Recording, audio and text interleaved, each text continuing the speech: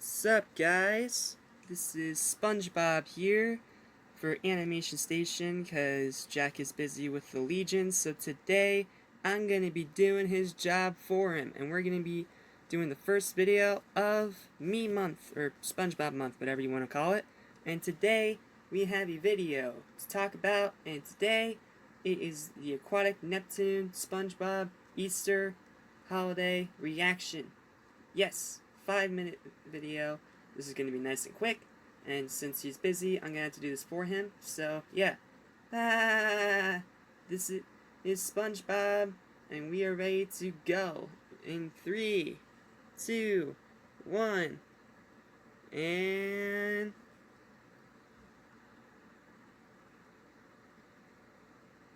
go.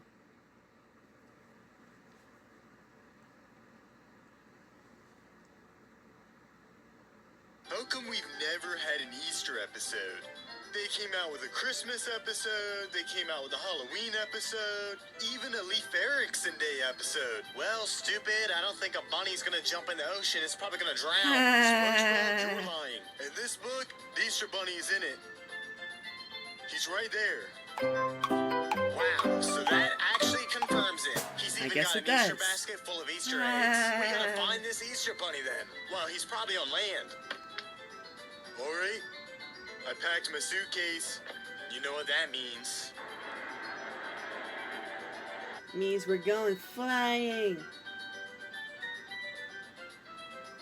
I don't care about an Easter Bunny, SpongeBob. I'm about these views.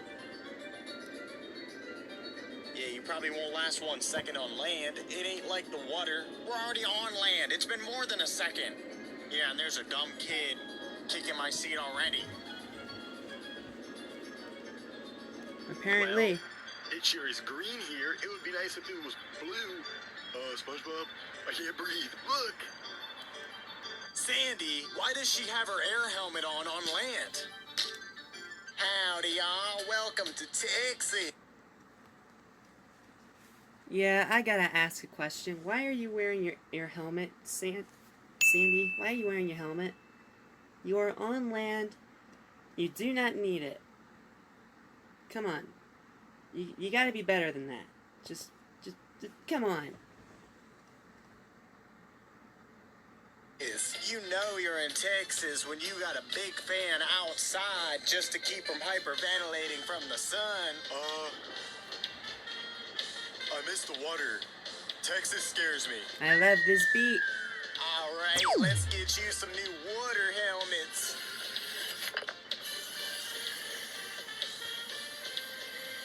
Here you go, Patrick. Is this a chunky Italian tomato sauce jar? You cheapskate. I don't want water. I'm gonna need something stronger for this. It's Easter, dang it. I gotta get crazy. Patrick, you're my best friend. I know this, but, 2 things. Why are you filling your water helmet of wine? And 2, why don't we just get the neutronic moisture seal so we can breathe on land without having to do this type of thing? Like, seriously, has anyone ever heard of Nicktoons Unite? The game where I was able to breathe on land because they gave me a spray that allowed me to keep moist outside of the water? Why couldn't we have that? You had Jimmy Neutron in another skit, Aquatic Neptune, so I have to ask, why would you do that? It makes no sense. Also, Patrick, kid-friendly channel, be better, and here's a stupid moment for you just for that. Okay, continue.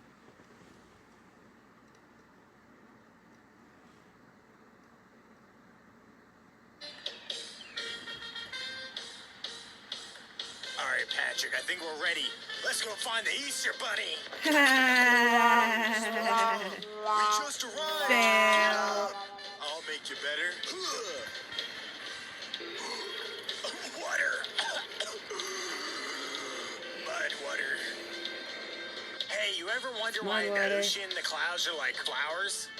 Huh. I never really looked up.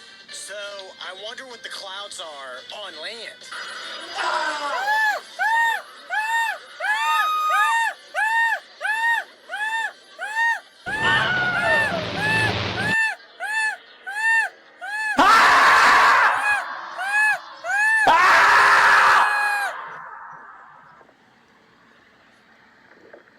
Oh, SpongeBob? What was that? What was that? That is not what it looks like on land. What was that? That was terrible. That is not how it looks, and that is just a crazy trip that no one should ever have to take. Why did you do it? This makes no sense whatsoever.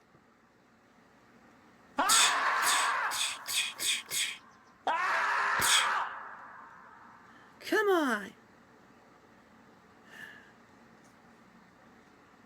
They call me a barnacle head.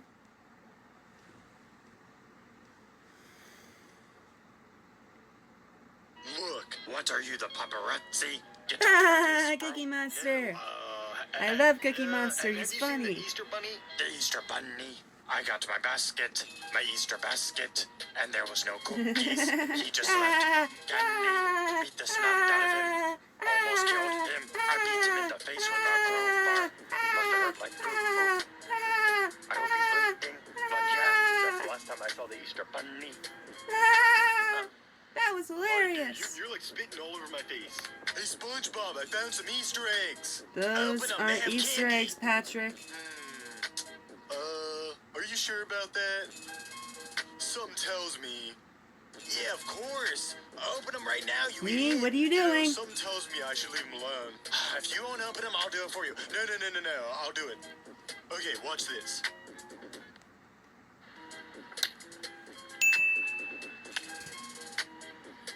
I don't see candy.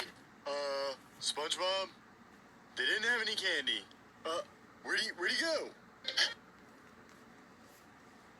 Okay, Patrick, that was dumb of you. Never listen to my ideas. I do not have good ideas, and you should never ever take me seriously.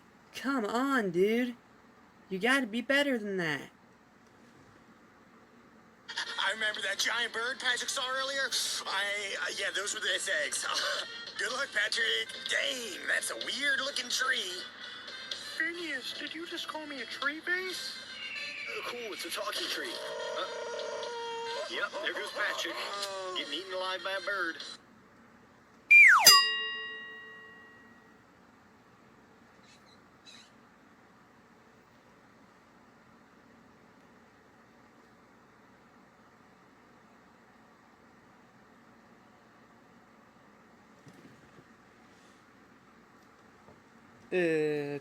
SpongeBob? You okay? I killed somebody! I killed somebody! Why did I kill somebody? This is not how this works! I do not kill people! I am SpongeBob! I am a childhood icon! I do not kill people! I killed somebody! Chase me! What are you thinking? What are you doing? Do you know how this works?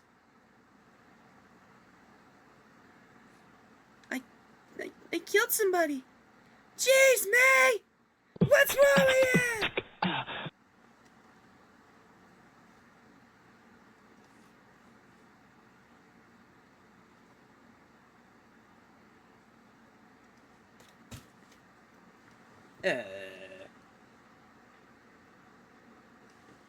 We apologize for this outburst. He will be back in a minute. Come here.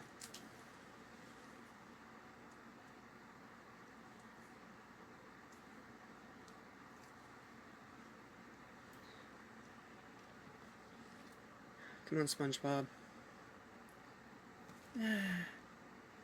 So yeah, I killed somebody. I don't know how to respond to that.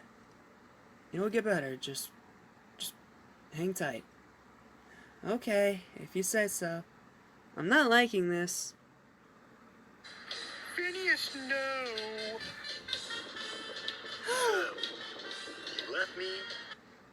Patrick's alive! He's alive! We're saved! We're saved! We're saved! We're saved! Saved! Saved! Saved! Saved! Saved! I didn't kill anybody! Thank you! That's just a stupid.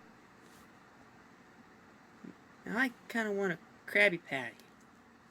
I'll get one after this video.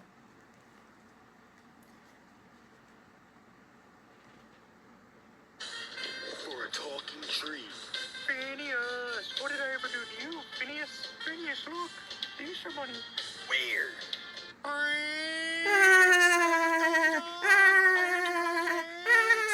gonna turn you into some scrambled eggs.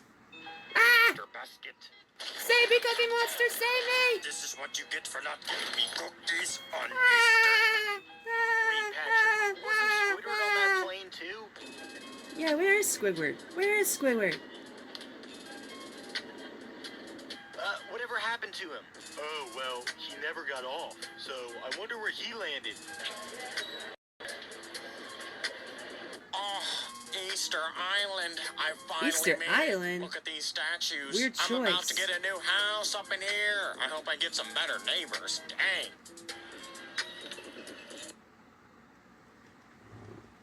Well, that's today's video. Sorry for the outburst, but it was still pretty entertaining. I enjoyed myself, but the exception of a few parts, and I shouldn't have killed. That should never have happened. I do not kill people. I am a hard-working, fun-loving sponge. I do not kill people. Anyway, please subscribe to this animation station. Please subscribe here, and then subscribe to the Legion. Subscribe to both channels, because they're both awesome. And if you guys will excuse me, I gotta go feed Gary. Yeah, I'm gonna go feed Gary. This has been fun. And SpongeBob, you're late for work. Oh, I'm late for work. Mr. Krabs is gonna replace me with a microwave. Oi, get to work! Yes, sir. Thank you for watching. Animation Station is your one-stop destination. I'll see you next time. I'm coming, Mr. Krabs!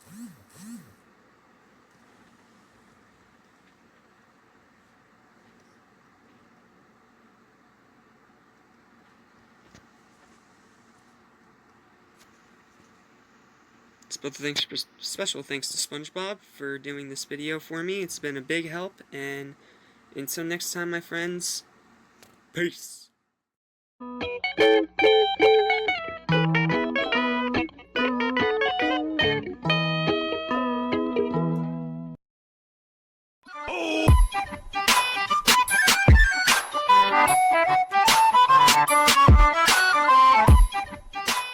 What's going on, everybody? Jack Small of Animation Station back into you all again with another video, and today we are going to be reviewing the first 3 episodes of SpongeBob: Help Wanted, Reef Blower, and Tea at the Tree Dome. How this is going to work is I'm going to give a basic synopsis of the video of each episode, the pros and cons, and and then I'll give you guys the highlight, the best moment, and the final score, and that's how it's going to go. And I'm going to say if it's good or bad off of that score, and then after I'm through all of them, I'll go over the best of the season. So, the first 3 we have to review today are Help Wanted, Tea at the Tree Dome, and Reef Blower. So, let's go ahead and get this started and jump right into Help Wanted. Okay, to start things off, we have the very first episode of SpongeBob Help Wanted, the pilot that premiered all the way back in 1999 after the Kids' Choice Awards. And it's a pretty good pilot, I gotta say. There are a couple flaws. The animation has not aged very well. It has not aged well, like, at all. It has some other problems. It's a little slow in the beginning, and fun fact, this is the only SpongeBob episode to have an alternate intro. a lot of people don't know this because on the DVD releases of this episode, they specifically state that the they specifically show the one that everyone knows and loves, not the original version. If you want the original version, you have to either look it up on YouTube or get a special edition DVD. But the highlight of the episode is definitely the end, even though Mr. Krabs' little smelly smell talk comes in a very close second, and I'm going to give this one a final verdict of 9 out of 10. It is a great episode, a great pilot, and one that you guys should definitely check out if you haven't seen it yet. So, with all that said, let's move on to Reef Blower. Okay, next up we have Reef Blower, the shortest episode of Season 1, and the only episode of SpongeBob without any dialogue. Rumor has it because the recording equipment broke, but I think there might be another reason, but we'll just wait and see. What makes this one good is that it tells its entire story through just its animation, because it cannot rely on dialogue like others do for jokes or to convey something. This is through animation and body language, which gives this one one up upon all the others. The best part of the episode for me is the ending, where after all the stuff that Squidward and SpongeBob both go through, it all ends up in Squidward's yard and it lands back on his nose. It's really cool, and I think it's a really good episode. I'm going to give it a 7 out of 10. The problem is it's too short, and once again, since this is Season 1, the animation has not aged very well, but just for being able to tell its story through just its animation and body language alone, it deserves a 7 out of 10. So with all that said, let's move on to the final episode of this review, which is Tea at the Tree Dome. And here we are at Tea at the Tree Dome, the third SpongeBob episode, and the last one we're going to be talking about today. I think this is another good episode. It introduces Sandy to the main cast, and it has a lot of great moments.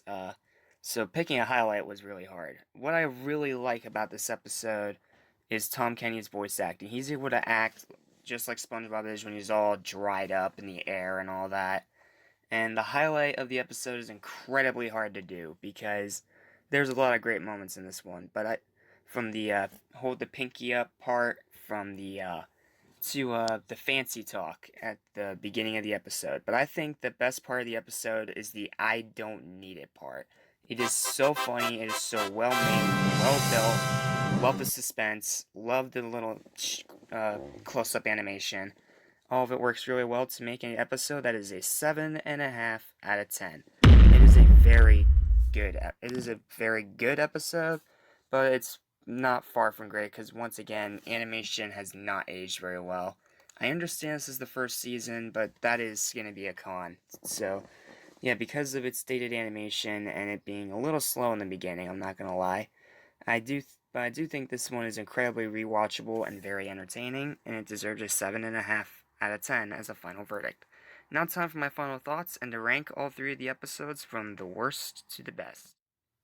And that is all three of the episodes of today's reviews. Now time to rank them from the worst to the best. The worst has to go to Reef Blower, not only because it has a 7 out of 10, but because it's too short, while the rest of them were at least a decent 11 minutes long. So, yeah, that's a problem. And then second place is definitely Tea at the Tree Dome. A lot of memorable moments, but dated animation and a slow start keep it from being higher. So that means the easy winner of the week of the review is Help Wanted. It is a classic episode that started off the entire franchise, and I still absolutely love it to this very day. Even with its dated animation, it makes up for it in its great writing, sharp comedic timing, and many, many memorable moments. And that's it. That is all three episodes of SpongeBob that we have to review today. Tune in later. I'm going to post another SpongeBob review. This time 2 episodes instead of 3. But I think I really enjoyed doing this review, and I hope you guys enjoyed the video. And until next time, it's just Jackson Love Animation Station. And until next time, my friends, have a great day. Peace out. And like, share, and subscribe. Alright, peace.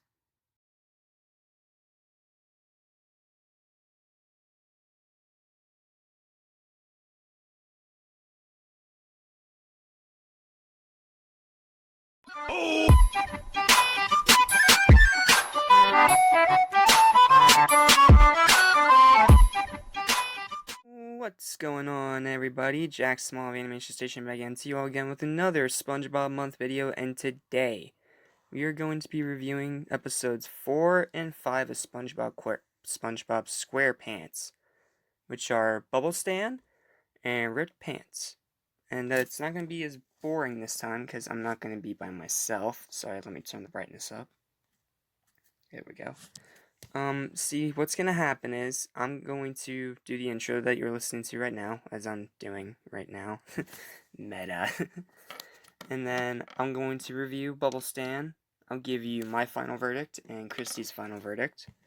And then we're gonna switch over. Christy's going to review Ripped Pants. She'll give you my verdict and her verdict. And then it's gonna swap back to me, and I'm gonna tell you both of our rankings of the episodes at the end and close out the video. So that sounds good to you, then sounds good to me. So how about you say we get this ball rolling and let's review Bubble Stand. Okay, first up we have Bubble Stand up today. Let's talk about the positives first, because unfortunately this one's not going to be as positive as the last few. I think the concept's cool.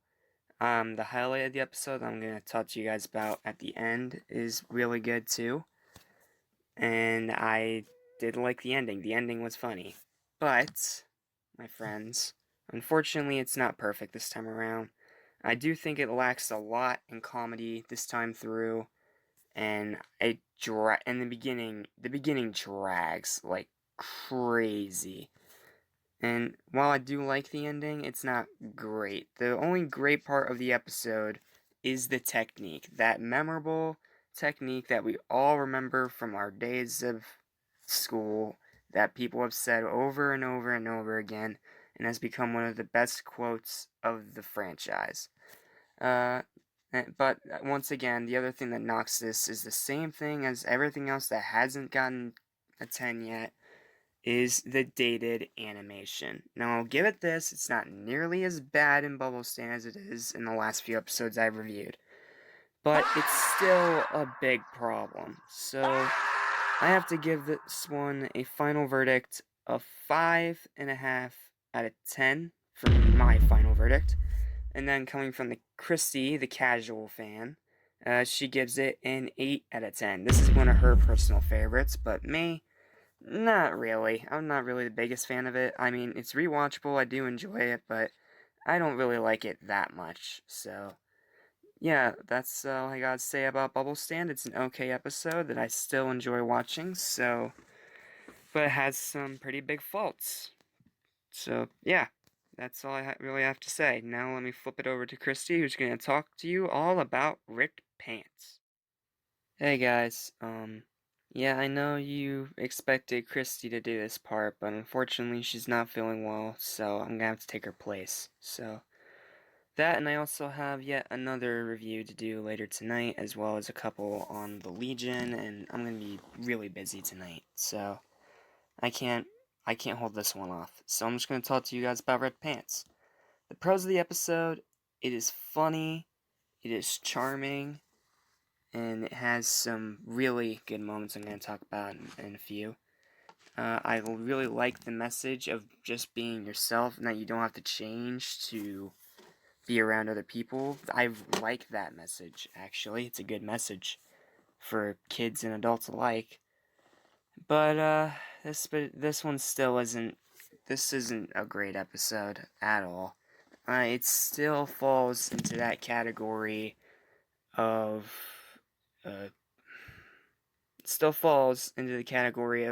good, almost great. Once again, dated animation. I know I sound like a broken record.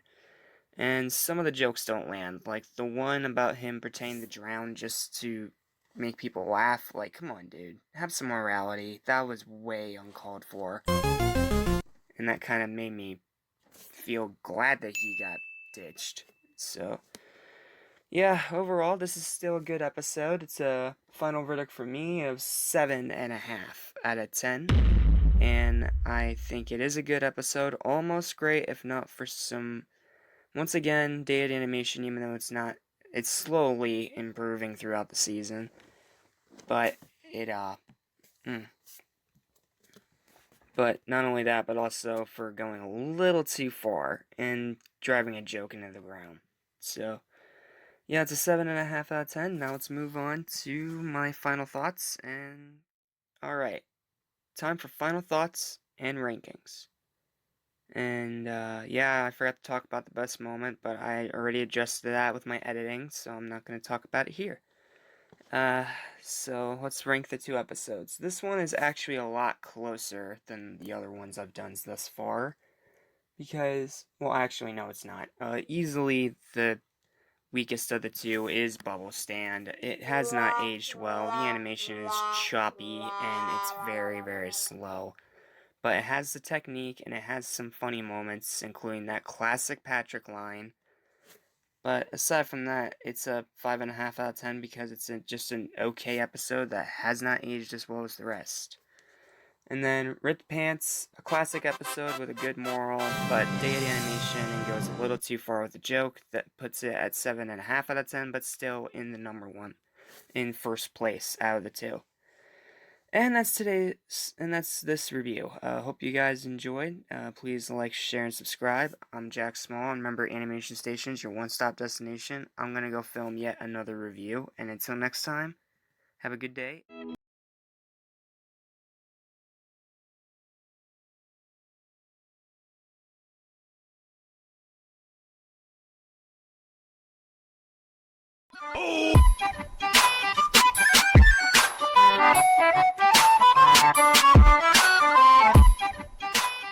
What's going on, everybody? Jack Small of Animation Station back into you all again with another Spongebob month video, and today we have 2 of the best episodes of Season 1 to review today. We have jellyfishing and we have plankton. You all know how this works, so let's not waste any time and get right into jellyfishing. Jellyfishing is a top 10 episode for me. It is so good, so fun, so memorable, so well written, so funny, and has so many great things about it.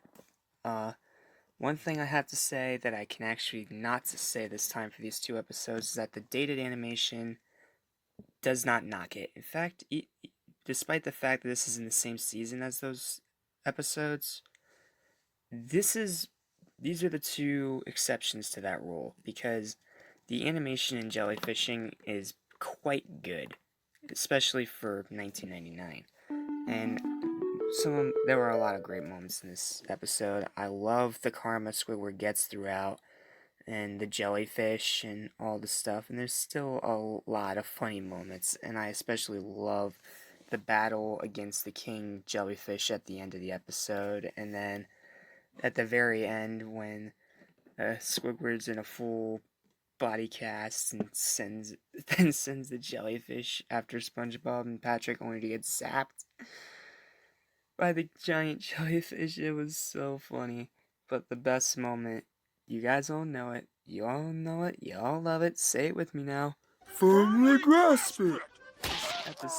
At that moment, firmly grasp it, that is by far the most memorable moment of the episode. And this episode is so underrated. I barely hear anyone talk about it. Despite the fact that it is well written, funny, it is entertaining, and it moves at a quick pace. Heck, it actually moves a lot faster than its actual runtime. It's a really good episode, and I have to give it a final verdict of 8.5 out of 10. It is a great episode, and it just has little minor nitpicks that I don't really want to talk about because I want to be positive this time through. So yeah, great episode. Check it out if you haven't seen it. Now let's move on to... oh boy, where do I start? Okay, jellyfishing was a top 10 episode. Plankton is a top 5 episode. This one belongs up there in the classics. And there's a good reason for it. It is a fantastic episode. It is well built, love the suspense, and for once, and one and only time, Plankton is able to be both goofy, one-line spewing, and particularly actually intimidating and menacing. And unfortunately, this is something that the new seasons do not at all take advantage of. Memorable moments all throughout this episode, like I love the spinning plate part, the birthday part, the lie, but the thing that makes it for me is when Plankton actually executes his scheme. From the hilarious battle with SpongeBob's brain, to how he insults Squidward, to how he ends up going inside the little I forget what you call it, that little demoleculizer or something like that. And then he ends it, I'll send it in for some fries. It was hilarious. It is an amazing episode. And it is our second 9 out of 10. My final verdict. I love this one. Absolute classic. Now let's move on to ranking. This one is incredibly close. Like, these two are only apart by half of a point. That is the closest we have ever gotten this far. And I'm not going to give jellyfishing number 2 just because of the score. But because when you compare it to Plankton, I mean, you can kind of see why it's below it. But it's only by half a point. They're both great episodes, so yeah, even though jellyfishing takes second place, it is not a stamp of shame, but only a showing of how great this episode is, and how I'm definitely going to talk about it when I talk about the best of the season at the end of the month. And then Plankton, I mean, it has to be number 1. It's a classic, well done episode with very few flaws, and both these episodes, like I said before, are fantastic, and I hope I get more reviews like this more often, because I loved doing this one, because two great reviews in one. How can you go wrong? And that's it. That is the end of this great review. Very close, only by half a point, was Plankton be able to scrape ahead of jellyfishing. And I hope that my next review is this close as well and is this high quality. So until then, I'm Jackson of Animation Station, and I'll see you all in the next video. Like, share, and subscribe. And until next time, my friends, have a great day.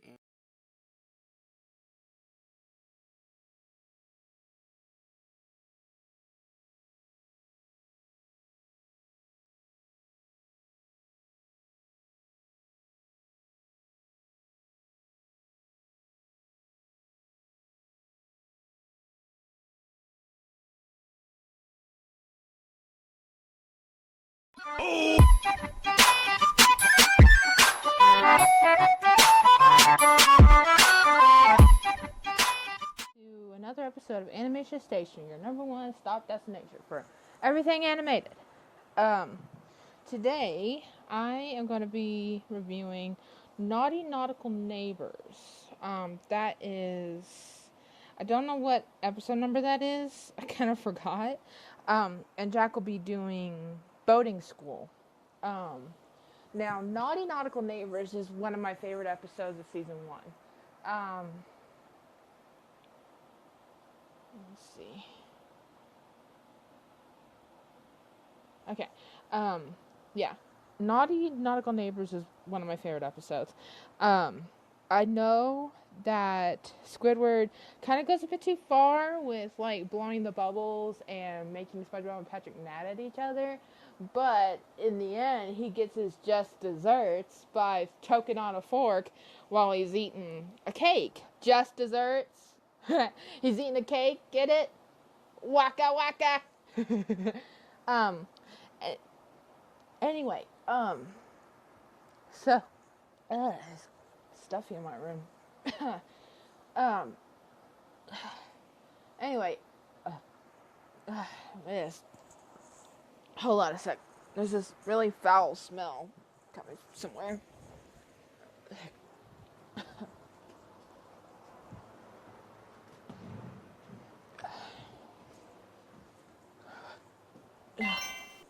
It's stuffy.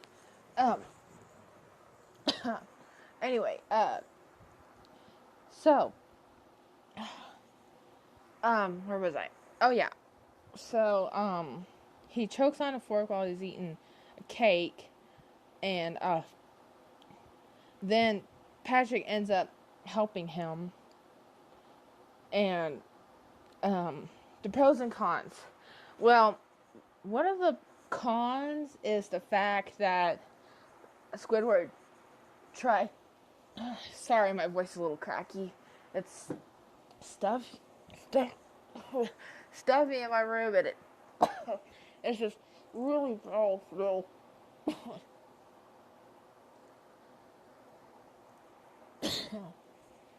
um, coming from somewhere. Um. Anyway. Uh. It'll go away soon. Uh. Anyway.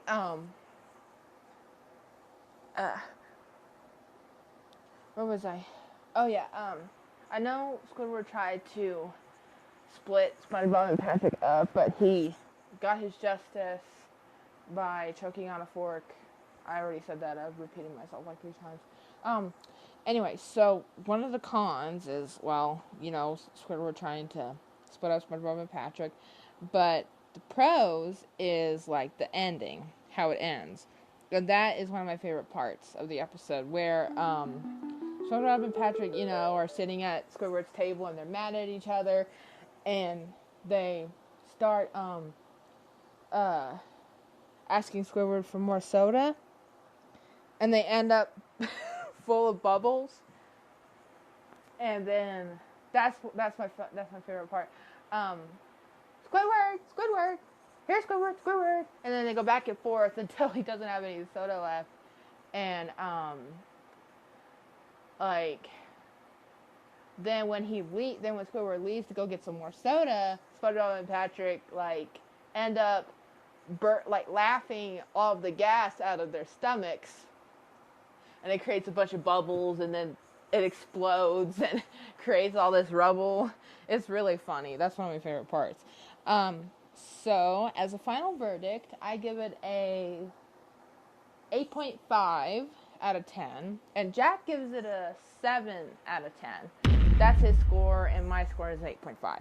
So that's pretty much all I have to say, and I'm going to close out, and then he's going to do boating school. So I'll catch you on the flip side. This is Animation Station. Thank you, Christy, but I'll take everything from here. What's up, guys? Jack Small back again, and today we are talking boating school. This episode is quite interesting. Not only is it the second character introduction episode, I think, or is it the third? No, it's the third, because it was Teeth Tridome, then Plankton. Okay, sorry, I got that mixed up. But, yeah, third character introduction episode, and unfortunately another episode that suffers from dated animation. I have to say it, because it's the truth. However, this one has some pros. This one has some, pretty good moments. It's the birth of my leg, the best running joke in history, fight me, and also my favorite moment, the highlight of the episode for me, is the montage they have while SpongeBob is cheating. It's funny, especially all the things Patrick does that makes the episode funny and makes it worth it. Love that montage, so good. But unfortunately, this is an episode that's barely good. Those classic moments are pretty much what keeps it from being any lower, because it has some flaws. Again, dated animation, I hate to say it, but this is another one of the worst examples, because it has things like falling over and things just looking wrong. So, yeah, and there's also some points where the animation's lacking. Also, the episode moves way too quick, and it kind of goes nowhere in the middle for a good moment, so yeah, all that makes it a final verdict for me of 6 out of 10. It's good, but just barely. It's still rewatchable, it's still entertaining, it just does not hold up. Alright, now time for final thoughts, and okay, so for the final ranking, we have another close one. But close, not close in the way that we had it last time with 2 great episodes. Here we have it with 2 good episodes. Not great, but good. And the second one, that unfortunately this one is kind of stamp of shame this time through, is Boating School. It has some problems. Deity animation, pacing problems, and 2 minutes of it are just an absolute bore. So, but it's saved by the highlight, and it's and the birth of my leg, and the introduction Mrs. Puff to the character cast. That means the winner by 1 point, by the way, is Naughty Nautical Neighbors. Another good episode, but I can't really call it great, because it's just way too mean-spirited for my liking, and I just think that they went a little too far with it. But aside from that, both good episodes, check them out. And that's today's review. Hope you guys enjoyed. Please like, share, and subscribe. And until next time, I'm Jack Small signing out for both Christy and myself. And until next time, peace.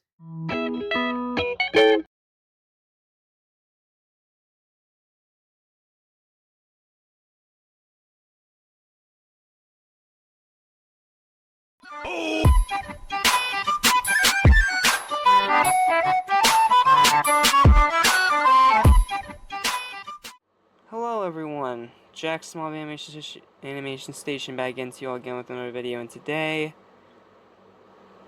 not going to be very fun. Because yes, we have 2 more SpongeBob episodes to review today, but unfortunately one of them is our first atrociously bad one. But first up we have a good one with Home Sweet Pineapple, but then we have to deal with an atrocity that is pizza delivery. An overrated, overhyped trash heap of an episode. I'm going to tell you why, but first, before we get into the cavalcade crap, let's begin with Home Sweet Pineapple. Okay, here we are at Home Sweet Pineapple, Season 1, Episode 11. The plot is that SpongeBob's house gets eaten by nematodes, so now he has to either find a way to keep staying where he is, or move back to his parents' house. What I like about this episode is it's one of the only SpongeBob episodes that has stakes to it. You know, because SpongeBob actually has to face the fear of moving out. It's a very realistic and interesting stakes here. It also has some pretty funny, recognizable moments, including the highlight that I'm going to get to shortly. And I do like a lot of the show. And once again, I can say for once, the deity animation is not a con. So, yep, the animation is actually quite decent on this one. So I'm going to cut slack this time. But there are cons. Squidward is way too mean-spirited for my liking. I get that he hates SpongeBob. I get that, but he doesn't hate him to the point of actively celebrating whenever he starts to leave, because he's shown in other episodes, even in the atrocious one we're going to talk about next, he shows that he cares about SpongeBob. But in this one, he acts like he doesn't at all care, and it's a little jarring. And also, while this has a lot of fun, memorable comedic moments, it does put a very small focus on the actual story and the stakes. It's like mentioned every now and then in a couple different scenes, so yeah, those are the only cons I have with it. The highlight is the building montage. It's funny, specifically the part where Patrick keeps hitting himself either with a hammer or gets hit with a piece of wood, and then keeps moving it so that he still keeps getting whacked by pieces of wood. It is funny, it is the best moment of the episode, and I think it gives the final verdict of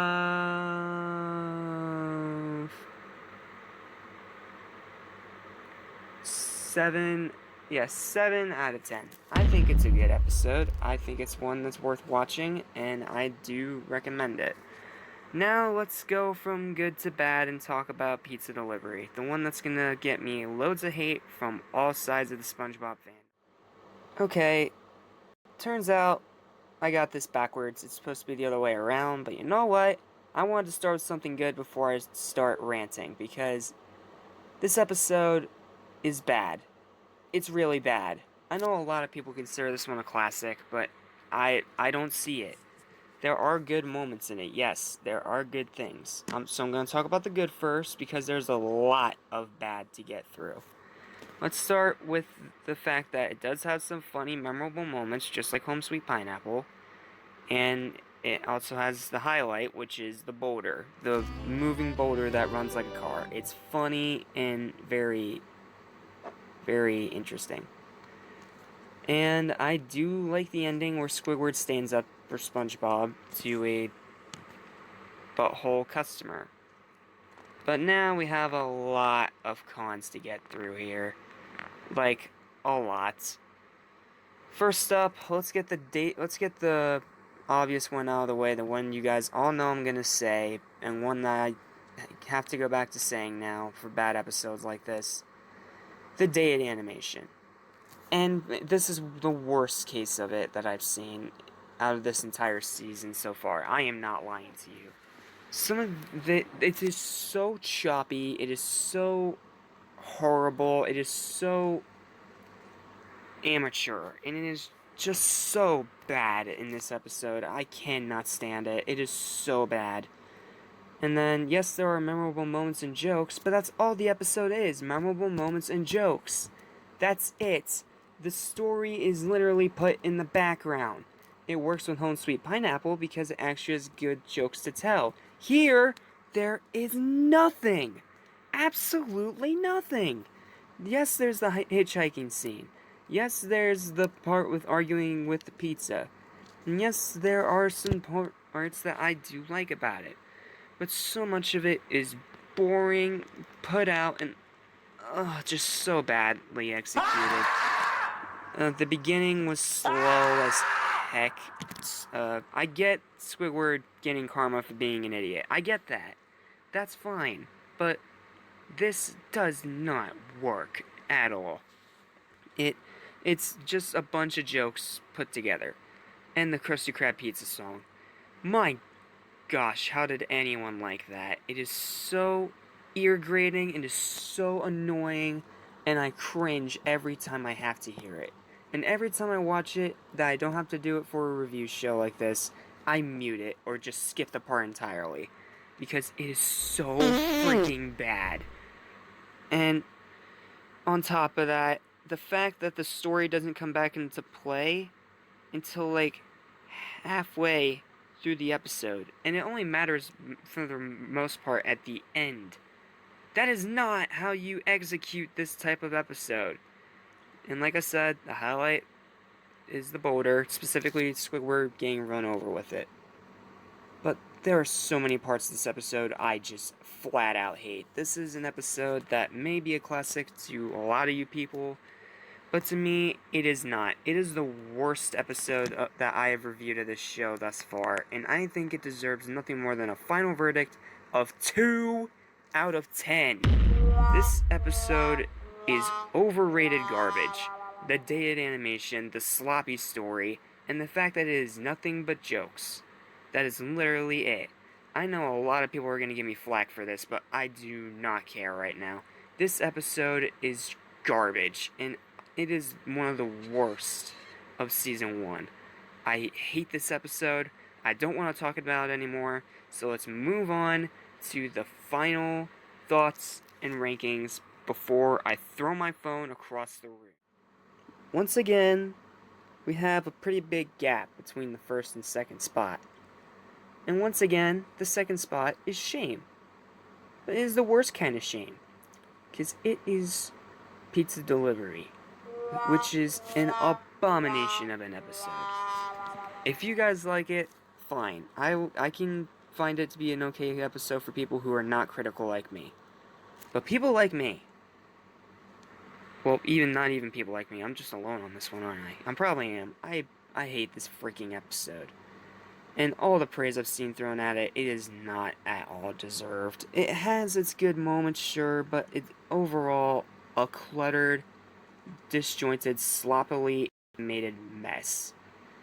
That means an easy win for this week for Home Sweet Pineapple. That is a good episode. It has the some of the same flaws as pizza delivery. It's just joke after joke after joke. I get that. But this one actually works because it's not boring, the jokes aren't repetitive, and the story is still somewhat there. Which is obviously what puts it at a 7 out of 10, and what did put it above Pizza Delivery in the end. So yeah, Pizza Delivery. Piece of crap episode. And Home Sweet Pineapple easily walks away with a win on this one. And hopefully next week, it'll be a lot better. Until then, I'm Jackson of Animation Station. Please like, share, and subscribe. Remember, Animation Station is your one-stop destination. And until the next SpongeBob review, my friends, peace.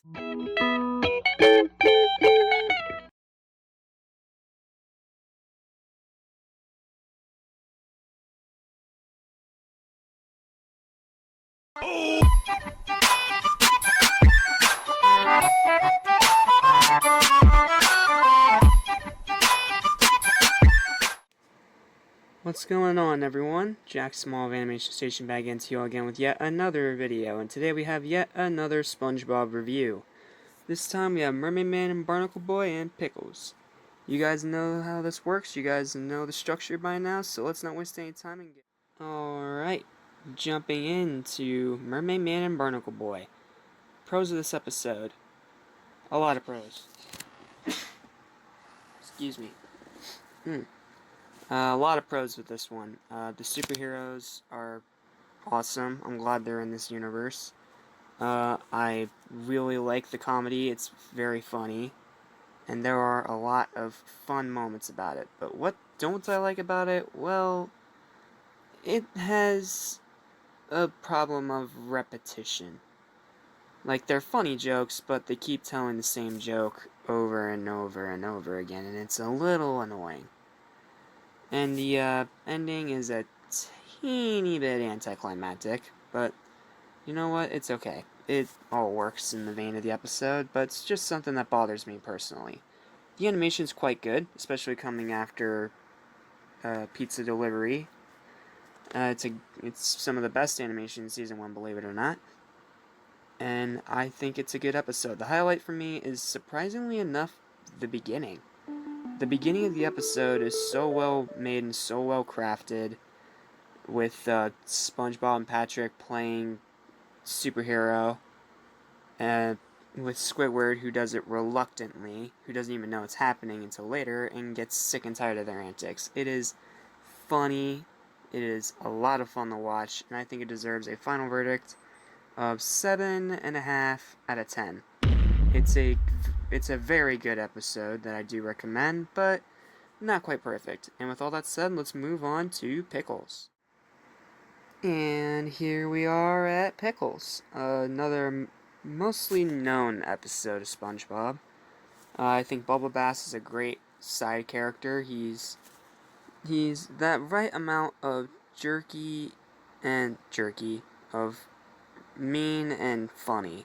And I do think the episode is built well, and just like Home Sweet Pineapple, there are actual stakes to it, which is what makes it really, really good in my opinion.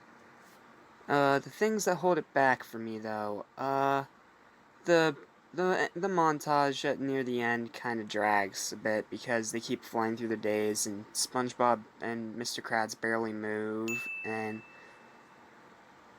yeah, it's not an amazing episode by any means, but I think it's still good. Still strongly good, and I think it deserves a strong final verdict of a strong 7 out of 10. It is a good episode, and I know that people consider it a classic, and you know what? I wouldn't blame you if you would, but it does have just little minor flaws that keep it from being a 7.5, heck, even an 8. So with all that said, now let's move on to final verdict and... final thoughts, and we have another half-point difference between these two. And for once, second place is once again not in shame, because second place is Pickles, which is a good episode. And if it weren't for having just a couple more problems than the other episode featured on today's list, it would be higher. But it's still a good episode that I do recommend. That means winning by just half a point in a pretty tough competition in a stiff race as Mermaid Man and Barnacle Boy. So many great, funny moments in this episode, including the highlight, the entire beginning, of course, and all the great visual gags and some of the best written humor in the show, and rest in peace to Ernest Borgnine and Tim Conway. This is for you. One of the many, many episodes of yours that I'm going to praise. Alright, and that's it. Thank you guys for watching. Please like, share, and subscribe. And until next time, this is Jack Small signing out for Animation Station. And until the next SpongeBob video, my friends, peace.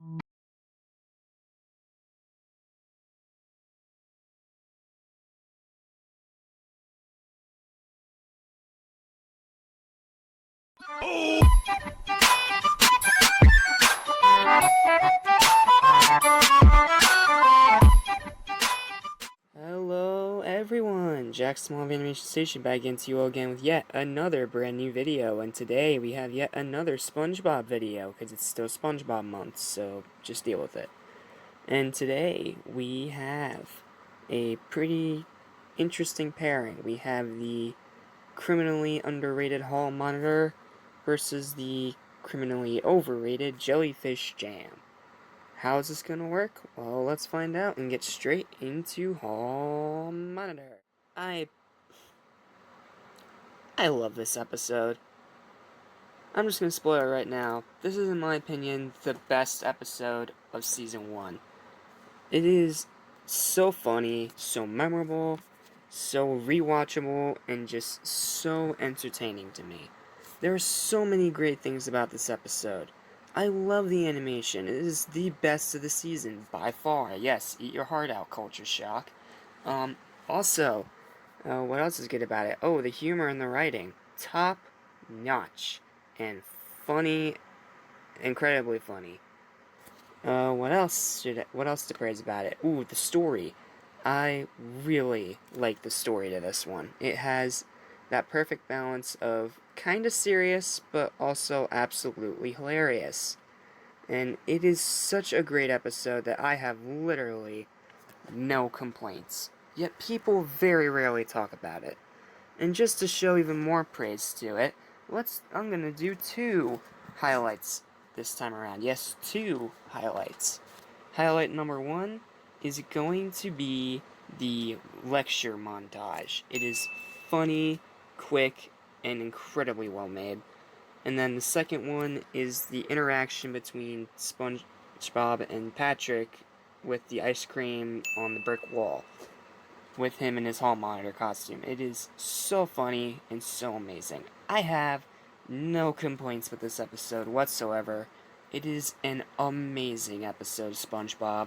One of my absolute best of not just Season 1, but of the entire series to date. And it deserves nothing more than a final verdict of our very first 10 out of 10. It is a classic episode with 0 flaws. And people need to give it a lot more love. Because this episode is a 10 out of 10. It is the best episode of Season 1. Spoiler alert. And it is one of the best episodes of the franchise. But now, unfortunately, we have to turn off the smile and get the grumpy face, because it's time for Jellyfish Jam. This episode is confusing. It has a great start, don't get me wrong. It has a really good start with SpongeBob posing as a statue and then catching the jellyfish, and then a jellyfish following him, and all that. The beginning of this episode is really good. But the rest of the episode tanks hard. And it has some of the biggest problems of any episode that I've seen. I can't call this episode flat out bad because the beginning is so good, but the rest of it is really just bad and confusing. So, yes, the ending is a mind screw. I do not like how this does the rude roommate trope, one of the worst things in any cartoon or show ever. And it just has so many problems and flaws, and I just cannot get around it. And it's not, it's barely passable. Just barely. So, but the highlight, the play dead gag, and like I said, the entire beginning, which is really good. Which is what saves the episode from being all out bad, and I have to give it a final verdict of 4 out of 10. It is okay, but just barely. It has so many flaws and issues that I don't want to go into depth with because I already spent so much time on pizza delivery when it came to flaws. So, I'll just say this. It is incredibly overrated, and it is one of the most confusing and cluttered episodes of the season. Now time for final thoughts and rankings, which is not even a contest, let's be honest. Well, so much for having number 2 spots that aren't in shame in a row. Sorry about that, but yes, the one that is shame is Jellyfish Jam. The beginning is so good, but after that, the episode just tanks hard. And that's why it gets second place. It is a barely passable episode. Which means the winner by a freaking long mile is Hall Monitor. An amazing, classic episode, the best of the season. In every single way possible, I have literally no complaints. So yeah, a pretty big gap, but let's hope that our next review isn't so outmatched and unfair. So until then, I'm Jack Small, member Animation Station is your one-stop destination. Please like, share, and subscribe, and until next time, my friends,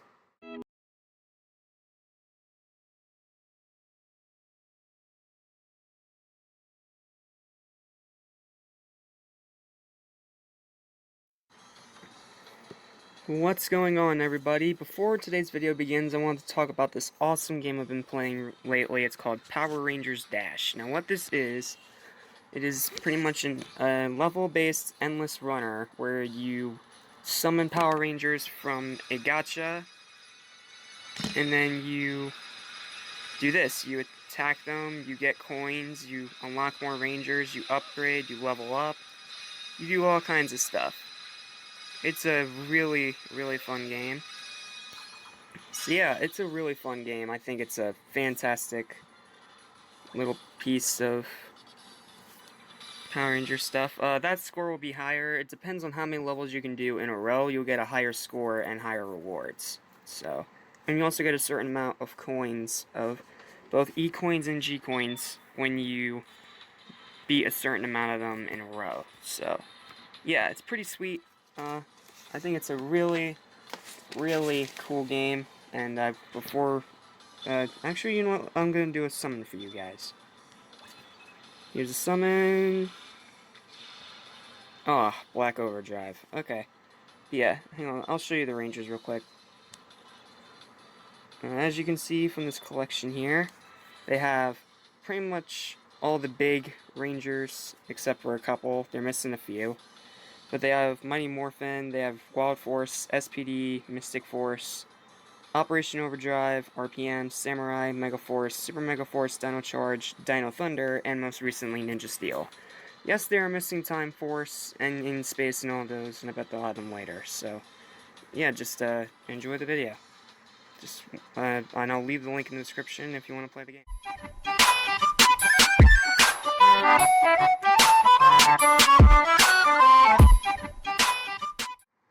What's going on, everybody? Jack Small of Animation Station back into you all yet again with another video, and today we have 2 more Spongebob episodes to review. We have Sandy's Rocket and Squeaky Boots. You guys know how this works, so I'm not going to waste any time. Let's get right into Squeaky Boots. Okay, here we are at Squeaky Boots. And turning out this is out of order, but you know what? It's okay. This episode is unfortunately another barely average one. The beginning is really good. I do like how Pearl does react accordingly to her character.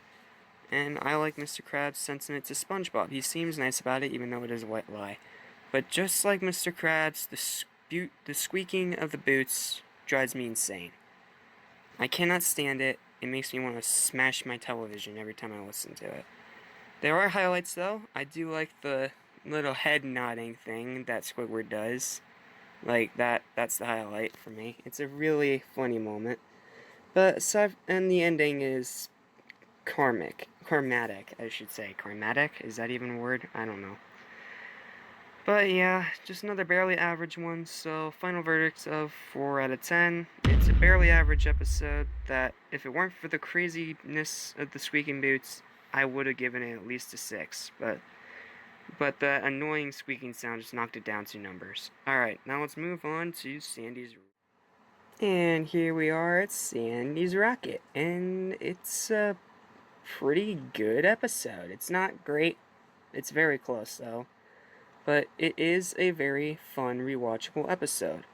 I like the story, I like the concept, and I like how they kind of threw us a curveball by it not going to the moon and actually landing back in Bikini Bottom, then at the end landing on the moon. That part is clever, and there's a lot of nice jokes to it, like when Patrick nets himself, that was hilarious. And all those other really cool moments. But what don't I like about it? What keeps it just barely from being great? Well, I hate to say it, but the the space animation, not the rocket ship itself, like the animation of space is terrible. Like, it looks photoshopped, it looks really, really bad. That's the only part of the animation I don't like. Aside from that, the rest of it's pretty good. And the beginning is slow, again, but you know what? It makes sense. I still really like this episode. I think it deserves a final... Oh, crud, I almost did it twice in a row. I almost forgot to mention the highlight. The highlight is the alien hunt. That hunt with, the quote-unquote alien hunt was so much fun to watch, and I really enjoyed it. Now, with all that said, with the final verdict of 7 out of 10 for Sandy's Rocket, let's move on to final thoughts and rankings. Once again, we have another second place. That's shame. Second place is Squeaky Boots. Pretty obvious why the squeaking sound is absolutely horrifically anger-inducing. And the rest of the episode itself is just not that well structured, and I just don't think it holds up. It has its good moments, but it's not a great episode, or not even a good episode. It's okay. That means the winner, easily, is Sandy's Rocket. It's one of the classics, and I can see why. But because of how bad the animation in this, when they're actually in space, looks, and some moments that are a little questionable, I cannot put it that highly, but it does easily win first place this week. And that's it. That's going to do it for today's SpongeBob review. Thank you all for watching. Please go check out Power Rangers Dash. It is a fantastic game, especially for Power Rangers fans. It's a great game to play on the go. It is an endless runner, but it's also a ton of fun, and you get to play as your favorite Rangers, and it doesn't take that much space on your phone, so win, win, win. Please check that game out, the link in the description below. Please like, share, and subscribe to both the video and the channel. And until next time, my friends, I'm Jack Small. Remember, Animation Station is your destination. And until our next video, everyone...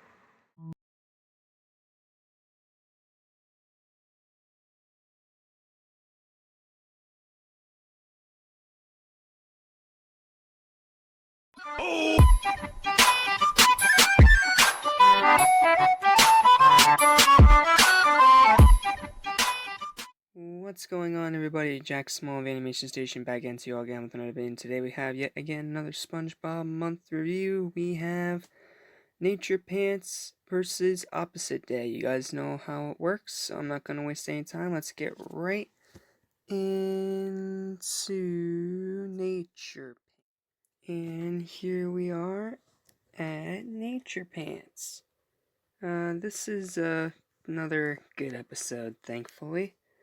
But it does have some little problems. I think the middle drags a good bit, and there are some scenes that are pretty pointless. And the end is a little anticlimactic, but also funny at the same time, so I'm able to ignore it. The highlight of the episode is the chase between SpongeBob and Patrick, like right in the middle of it. Especially, of course, that infamous meme. So, yeah, it's another good episode. My final verdict, 6 out of 10. It's a good episode. Check it out at some point. And with all that said, let's move on. This one is a ton of fun to watch for a lot of reasons. I like SpongeBob acting like Squidward. I like the whole role reversal thing. And the whole concept of it being opposite day is pretty funny to me. And all of the things that happen, there's a lot of great things in this episode. And it is one of my personal favorites. I can't put it in the best of the season, though, because I understand it does still have some issues, especially the story can be a bit clunky. So, but I do think it's a good episode. The highlight for me, it was hard for me to choose between the second half of the episode where SpongeBob acts like Squidward with the realtor and the montage. And I went with the montage because of the picture you see right now is another fun moment, and it's just a fun moment. It's fun, it's funny, it's entertaining, and I think this is a final verdict episode of 7 out of 10. And with all that said, let's move on to final thoughts and another close one. Is taking second place by just 1 point is Nature Pants. It has really great things about it, but it still also has one bit too many problems than the other episodes competing against, and that's why it's second place. And then first place is Opposite Day by 1 point. These are both really good episodes either way, so it doesn't really matter. What made Opposite Day win for me was the quote was that it suffered a little less problematic things. Like usually the big thing for me, like the big thing for me with this episode was just the clunky story structure. And aside from that, it was a good episode. Either way, both these are good. Check them out. And that's all I have to say. Thank you so much for watching this video. Please like, share, and subscribe. Remember, Animation Station is your one-stop destination. I'm Jack Small, and until next time,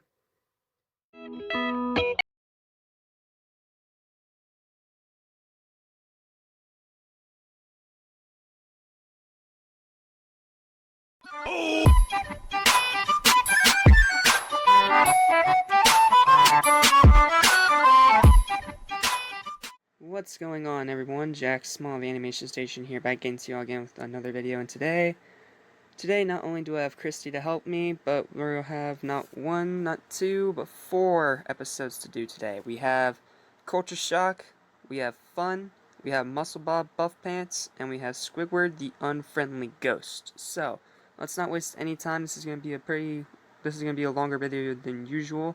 So let's jump right. Oh, Culture Shock. I've been waiting to talk about this episode, because this is, spoiler alert, this is another top 10er. This is a great episode. I love this one. This one is an absolute classic, and it deserves to be for a lot of reasons. I love the plot. It's the earliest get-together of the main cast. It has a lot of great, memorable moments, and I just absolutely love this episode. And the animation, especially for this episode, is really, really good. The highlight of the episode for me is Shiakazing, where Plankton incinerates himself. It's really funny. Final verdicts and 8 out of 10. I'm going to throw it over to Christy, who will tell you all about Station, your number one stop destination. Um, today, it's gonna be kind of busy.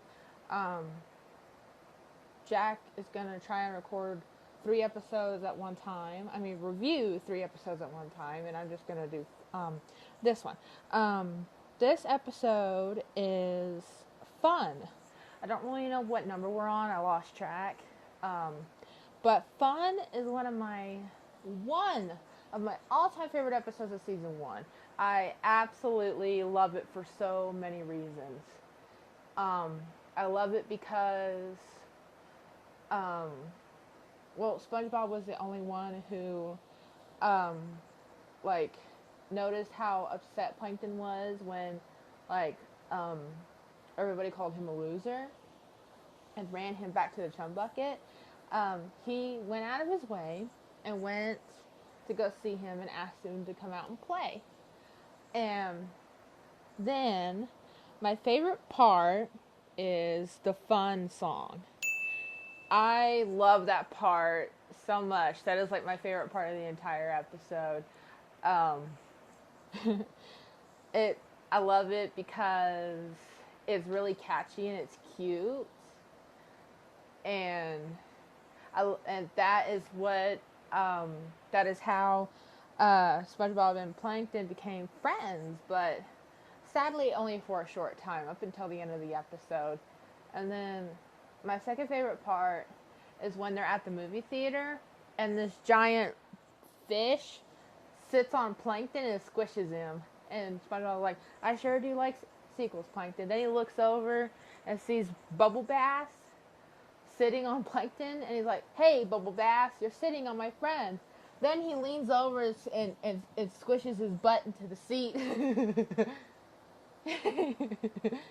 That's another one of my favorite parts. For the final verdict, now, it may be just my favoritism, but my final verdict is a 10, is a very easily 10 out of 10. It's a very enjoyable episode, and I just really like it.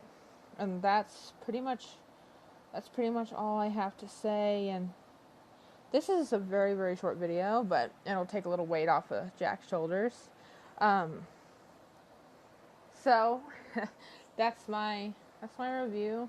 I don't really have much else to say, so I'm gonna close out, and Jack's gonna do his part. So I'll catch y'all on the flip side. Animation Station closing out. Okay, 2 down, 2 to go. Next up, we have Muscle Bob Buff Pants. And this episode is good. It's not great, but it's good.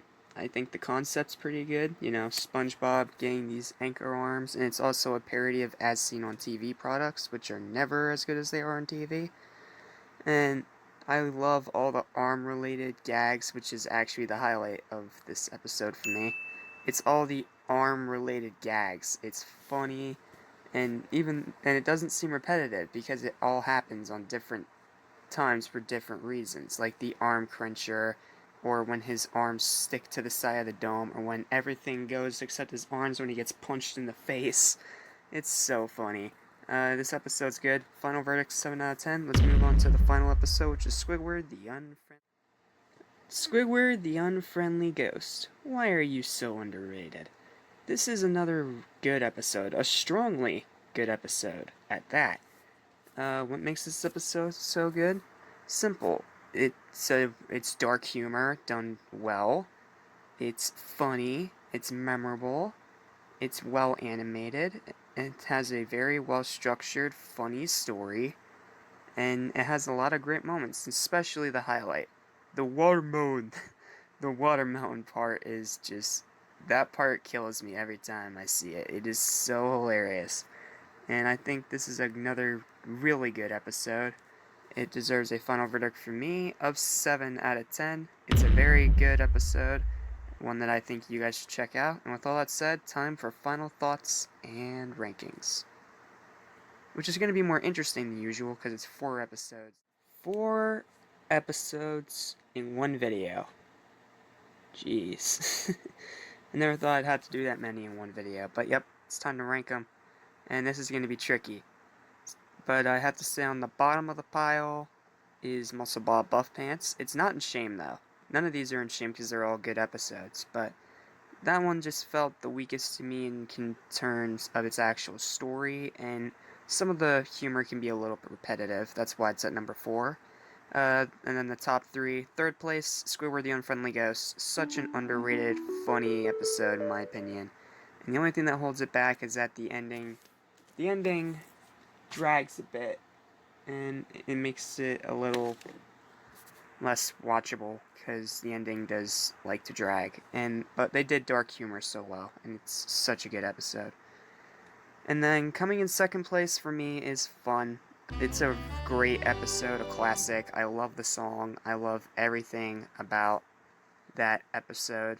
But for me, first place can only go to Culture Shock. And these are all very close. They're only 1 point differences or just little minor things. What puts Culture Shock above the rest for me is one singular thing. Constant comedy, and it's not done poorly. It's very good. Not only that, it is also the earliest gathering of the entire main cast, so that's pretty neat. And a ton of other great things. I think that this episode is an absolute classic and deserves to be up there with the classics. Heck, I think all 4 of these episodes are really good. It's just that some are better than others. And that's it. That is all 4 episodes reviewed. Special thanks to my girlfriend Christy for helping me out with this video. And please like, share, and subscribe to Animation Station. And go subscribe to the Legion too, because there's more content over there of more mature natures, if you want something a little different. And until next time, this is Animation Station, your one-stop destination. Your host, Jack Small, signing out. And until next video, my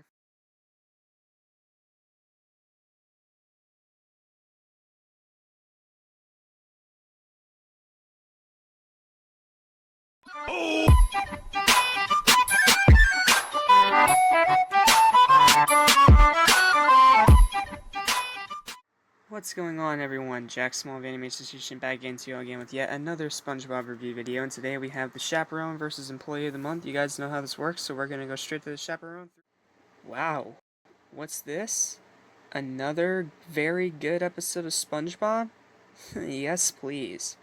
I have a soft spot for this episode. It is one that I know isn't great, but it's very rewatchable and very entertaining. I love a lot of it. I love SpongeBob's elaborate costume. I love all the stuff that happens in it. And the highlight, you guys all know it. You guys all love it. Everybody get up, 'cause it's time to do the sponge. The sponge is hilarious. That is one of the most underrated moments in the show. And one of my all-time favorite moments of season 1. I think this is a almost great episode. It deserves a final verdict for me of 7 out of 10. It is a very good episode that I think you guys should definitely watch if you get a chance. And with all that said, let's move on to Employee of the... A top 15 ranking episode out of the season. Employee of the Month, though, is still a fantastic episode. It is a great episode that I absolutely enjoy. I love the Squidward versus SpongeBob plot. I love how Squidward later on in the episode actually tries to be the Employee of the Month just to rub it in SpongeBob's face. All the gags within it are really cool, and something I really appreciate now as an adult are all the movie references inside of it. You have Kill Bill, you have Full Metal Jacket, you have Groundhog Day with the clock scene, and all the movie references is something that I have come to really be fascinated by and love that little extra touch to the episode. It's hard to pick a highlight from this episode. It's a great episode, but if I had to pick one, if you twisted my arm and made me pick one, I would have to go with when Squidward falls in the pit that SpongeBob digs right in front of his house after he supposedly falls asleep. That moment is funny. That is a great moment, and I absolutely love it. And this is a very good episode. It's not top 10 quite, but I think it's still a great episode that's just barely missing it. It is a top 15 episode for me, and I think it deserves a final verdict of 8 out of 10. A great episode is what this is. An Employee of the Month is a very entertaining, rewatchable episode, and one of my top 15 favorite episodes of Season 1. And with all that said, time for final thoughts and rankings. Yet again, another 1 point difference. Second place by 1 point is The Chaperone. Still a really good episode, and first place is Employee of the Month, a great episode that belongs in the top 15 of the season. And that's all I gotta say. I know this one's very short and to the point, but I still have to do another video, so I'm gonna make this one nice and quick. So thank you all for watching. Please like, share, and subscribe to both Animation Station and the Luminous Legion. And until next time, my friends, peace.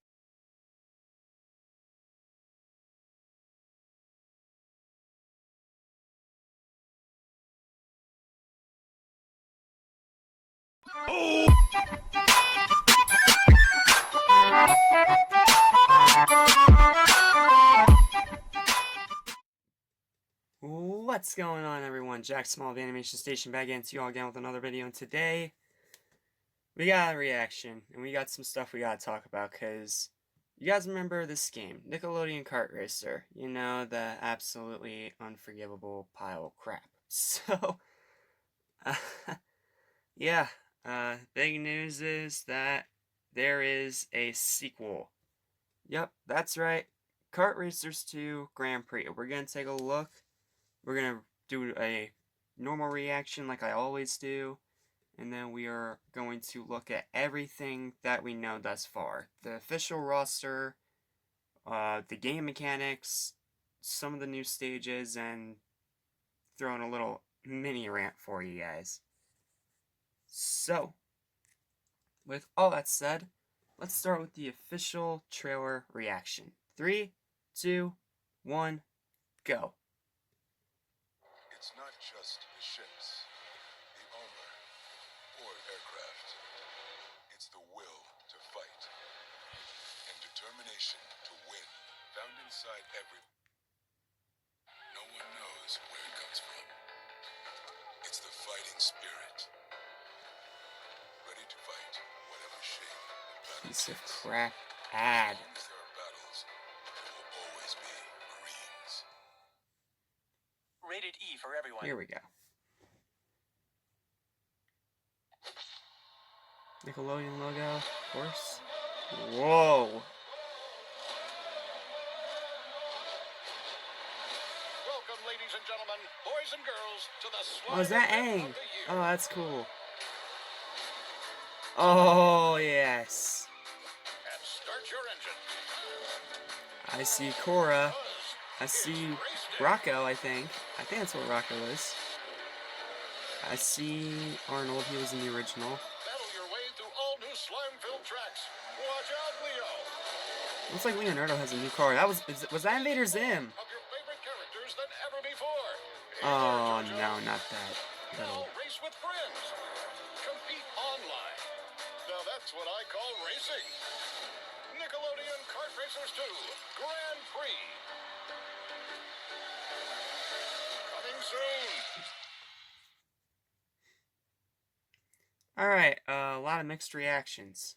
Let's try to go through it and analyze a bit. So let's rewind it.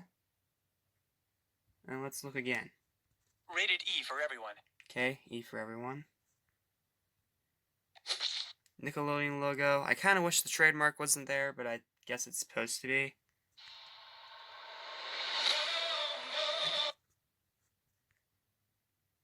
The graphics already look 10 times better than the first one. Like, they have all this texture and beauty about it, and it looks beautiful. Seriously. Massive graphical overhaul.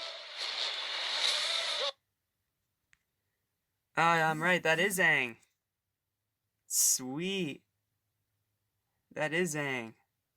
That's Aang, and that is Korra in the back. Oh, I thought...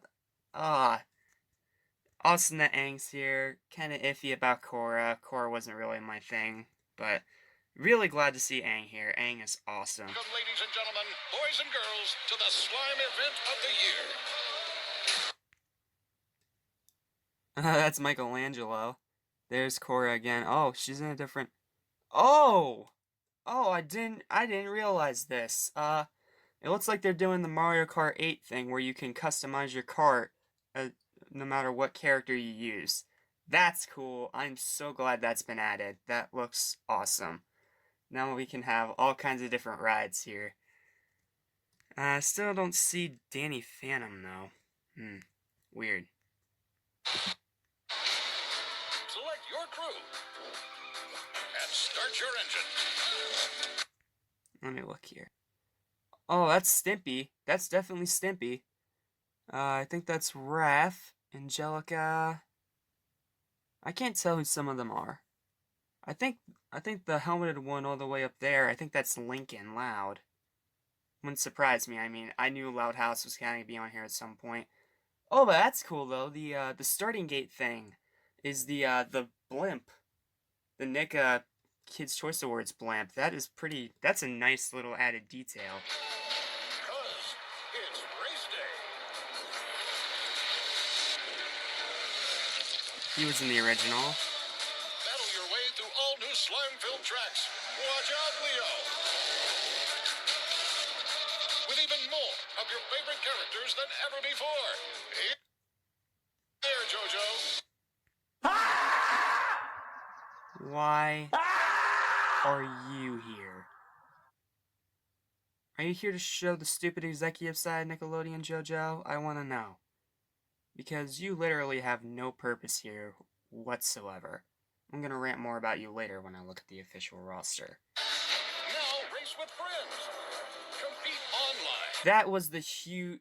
They already knocked out two huge problems with the original game. The roster was crap, and there was no online connectability. Here, it has a massive roster from what it looks like, customizable carts just like Mario Kart 8, and now you can race online. This is a massive improvement over the first already. Whether or not it'll be good or not, gotta wait till October to see. But this looks really good. I'm surprised. This looks Now good. that's what I call racing. Wait a minute. Go back. Favorite characters than ever before. Hey there, JoJo. Now race with friends. Compete online. Now that's what I... They added Squidward.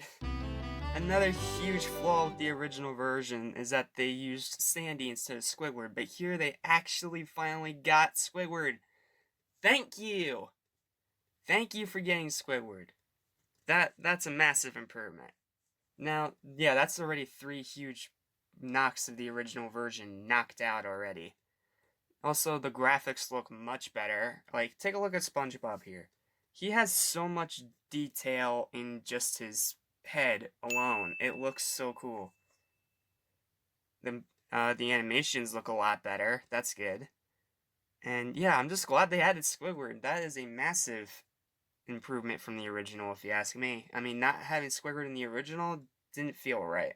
Sandy's still here too. In fact, all the original roster's still here. But I'm so glad that Squidward is here. That was a massive problem with the first one. Call racing. Nickelodeon Kart Racers 2 Grand Prix. Okay, now the title. Kart Racers 2 Grand Prix. Okay. I have no problems with this title, actually. I think the 2 looks really cool because it's like driven over slime just like in the actual game. That's a really cool design. And yes, I kind of wish they used something else like Nick Stravaganza or something like that. But Grand Prix, I can deal with it. I think the title is good. Coming soon. Okay, it comes out in October. It's gonna, from what I've heard, officially October 6th. And oh, wait, what's this? Oh, whoa, look here, guys. In the copyright, I am seeing a Danny Phantom trade, copyright thing. That is sweet. So does that mean he's actually in the game? Well, let's take a look at the official roster now. Switch over to my gallery and let's take a look. Alright, here we have the official complete roster for the game. I gotta find some... Alright, I'm just gonna put myself over here for now and I'll move it when we get to the characters. Okay, so we have JoJo, who has no place in here. I really wish it was Drake and Josh. if they wanted to do human characters. Spongebob, who was in the original, Patrick, who was in the original, and then Squidward, new addition. Sandy, Cat Dog, that's an interesting little addition there. Shredder's new, all four of the turtles are still here. Lincoln Loud, I knew he was going to be here pretty much from the start. Tommy, hey, Chucky! Chucky's in the game, thank you. Chucky is my favorite character from Rugrats. That is a massive step up, if you ask me. I'm so happy Chucky's here. He is one of my all-time favorites. And yup, there he is. There's my boy Danny Phantom. So happy he is here. Even if he's just the only one representing his franchise, it is still great to see him here. And he looks really good with this 3D modeling. And this is I think this is the first time he's been on a console for a long time. I don't know if he was in Nicktoons MLB, but that is awesome. I'm so glad he's here. And then we have, I'm going to move over up here. We have another one of the Loud Sisters. I forget her name. I'm going to put it on the screen because I don't know it right now, but I'll add it in editing. So if you are watching this now, then here's the name of that character. Arnold's still here. I forget the name of his friend. I wasn't the biggest Hey Arnold guy, so I didn't really watch the show. But someone in the comments, or just in editing, I'll put whose name that is, because I don't really remember. Helga's here.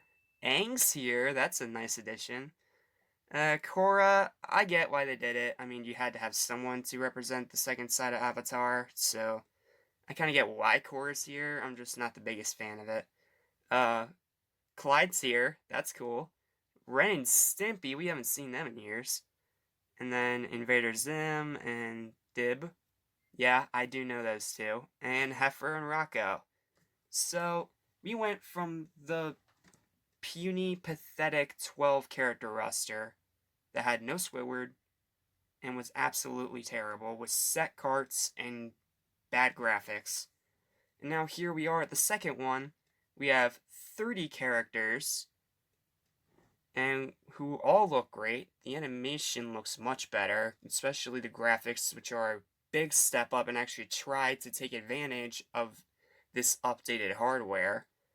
Will this be available for PS5? It doesn't look like it, but I'm sure they'll port it over there in like a 2-pack with the original at some point. So, for PS5 and Xbox X, I'm sure this is going to get ported over there in like a 2-pack or something, whether it's online or some kind of retailer exclusive. I can see that happening. But yeah, this makes me happy. The characters that I'm most happy to see here are CatDog, Aang, Danny, Shredder, and surprisingly enough, Rocco. I like Rocco's Modern Life. It's one of my favorite and most underrated Nick cartoons. And it's the show that pretty much helped establish the grounds of SpongeBob SquarePants, believe it or not. If you know your Nick history, then you know exactly what I'm talking about. Also, super happy that Chucky's here. It's great to see him again. And he looks just like I remember him. But yep, the star here is Danny Phantom and Squidward. I'm so glad that these two specifically are in the game. Squidward, because it was a massive disappointment with the first one to only have Sandy instead of Squidward. But the main three are actually in this one, which is a massive improvement. And then Danny Phantom, one of my all-time favorite Nick shows and the best Nick cartoon in my opinion, getting representation here through the main character himself is good. And now I need to take a look at the actual game mechanics. Now the mechanics of the game, it didn't really show it in the trailer, but I know that there's like images online, stuff like that tell you about it. But apparently this was released during PlayStation's Days of Play or something like that, whatever you called it. Whatever it was called. And there's even more Nicktoons, like all the Louds, that are like support characters that can like give you extra boosts and power-ups and stuff like that. That's cool. Like I said, it's great that the carts are customizable this time around. And the tracks and stuff look a lot better. The texture pop-in doesn't look like garbage. And it looks like Game Mill is slowly learning from their mistakes. But there's one last big issue the first one had that don't know whether or not this one will or won't address. And that is if there's going to be any voice acting. Because they've already taken a lot of big steps from the first one, because you have a bigger character roster, including Squidward, actually being in the game. You have all these updated game mechanics.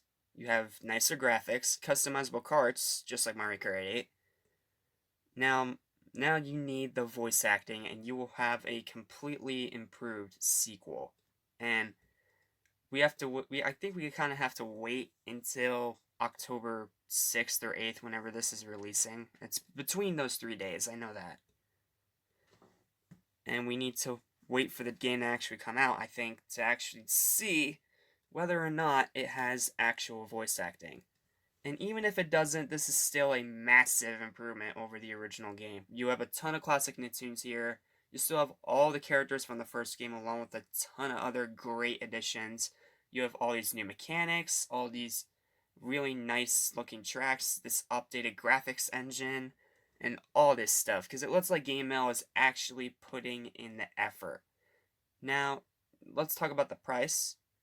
It's $40. Now, as you guys all know, Battle for Bikini Bottom Rehydrate, that's coming out later this year, well, not even later this year, I think in like a week, is selling at $30 and is a top-down remake of the AAA platformer. Now, here's the thing. That does not excuse them from not having voice acting, if they don't have voice acting. But, like I said, the roster, just the roster, and all the improvements that I've seen, as well as the new mechanics, like the customizable carts and the companions that you can customize to make your all-star favorite Nicktoon team. Like, for example, you could have Danny Phantom, let's say Luna Loud, and Mr. Krabs. I bet you Mr. Krabs is one of those support characters. I'm gonna have to look it up later. But yeah, this looks awesome. I think this looks like a massive step up from the first game. I think you should be able to buy it day one if you're a Nick fan. This is a must buy, because from all the stuff I'm seeing here, this looks like a huge improvement over the first. And I think this has the potential to be a great kart racer. And that's all I have to say. You guys want more info? I'm sure it's floating around the web, but I just wanted to get the basic stuff. I'm probably going to do another video about this, talking about more about the new mechanics and all the support characters, because I bet there's an official list floating around somewhere on the web. So until then, thanks for watching. I'm Jack Small of Animation Station, and until next time, my friends, get ready to buy.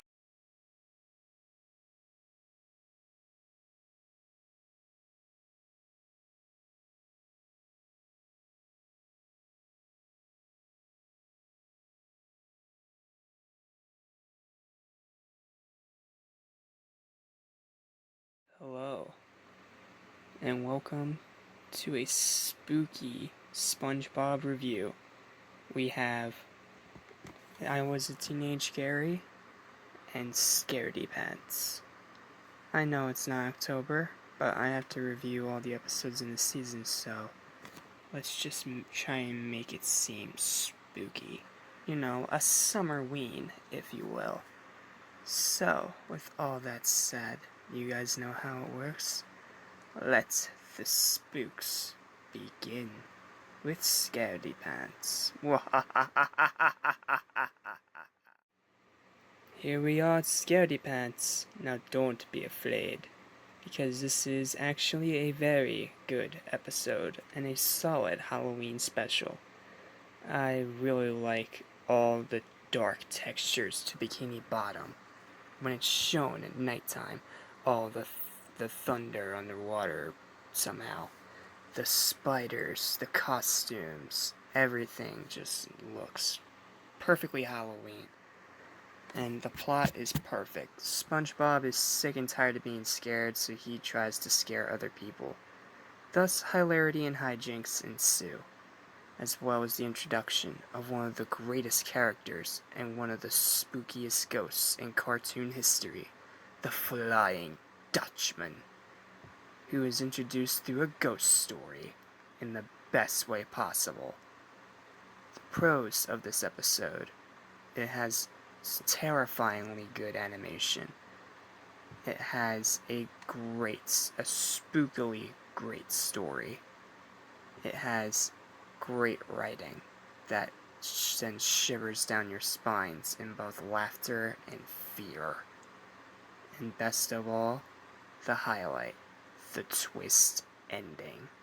It is an ending that no one ever saw coming, and has been nightmare fuel to 90s kids everywhere. And with all that said, this episode for me gets a spooky final verdict of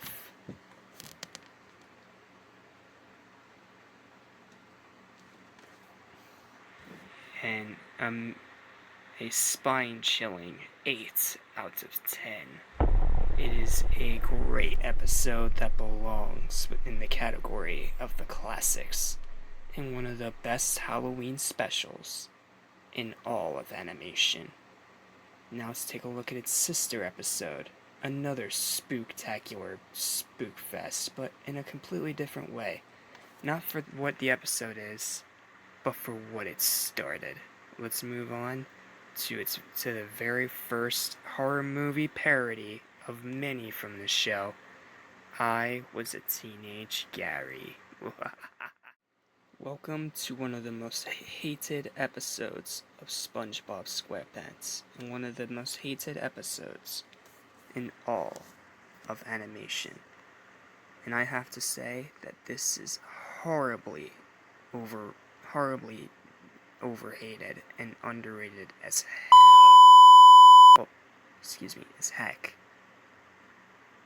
Anyway, the plot is perfectly solid. Squidward neglects Gary and SpongeBob and when SpongeBob comes home, he finds his pet nearly dead on the ground.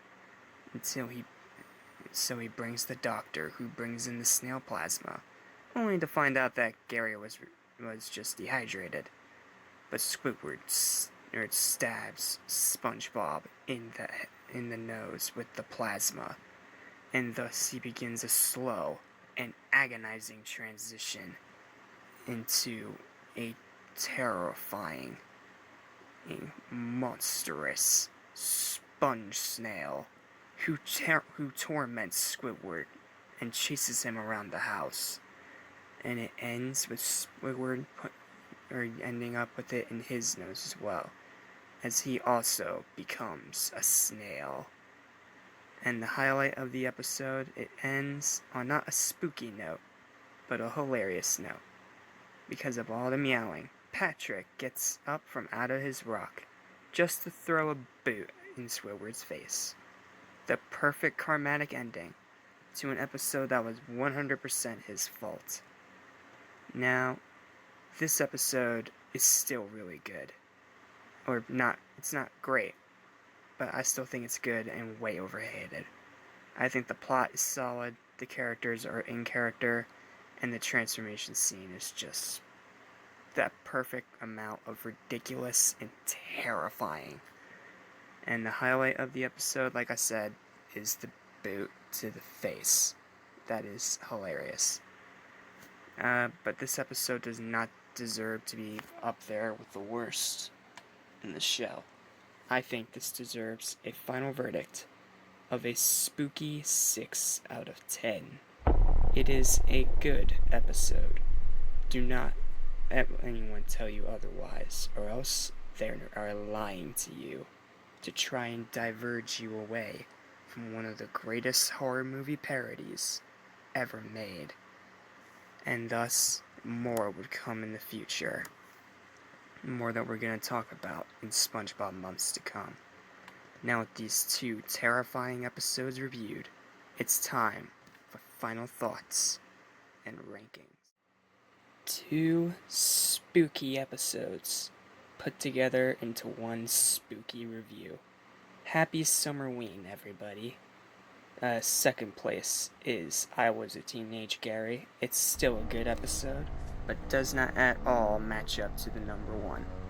The number one being Scaredy Pants, and an amazing, great episode of Spongebob, and one of the greatest Halloween specials ever made in animation, with a solid story, funny and perfect writing, the greatest introduction in the entire show, and one of the best twist endings in animation.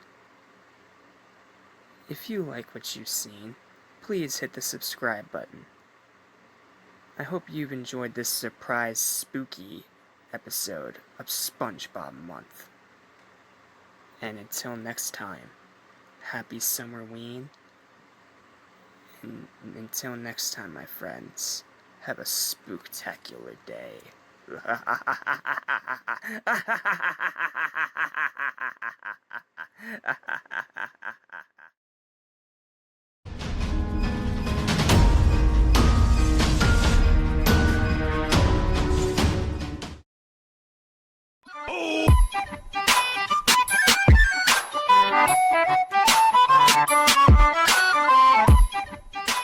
What's going on, everyone? Jack Small of Animation Station back into you again with another video, and today I'm once again joined by Christy because we have 4 episodes to do.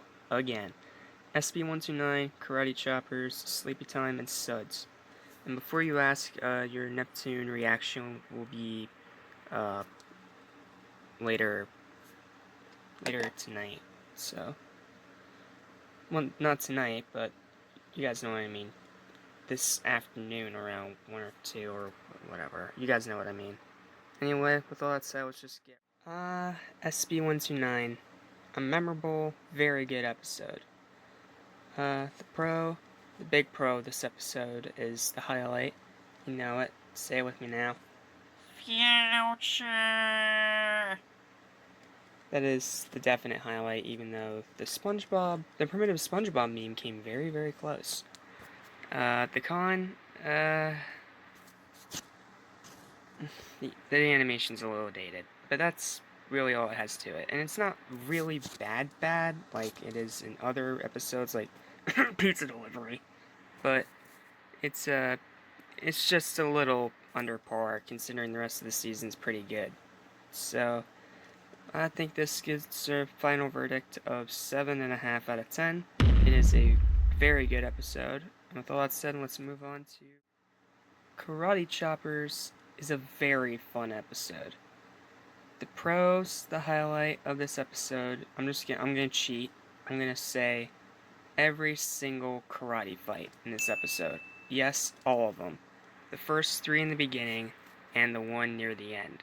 All 3 of them deserve to be on as highlights because all 3 of them are funny as well as action-packed and awesome.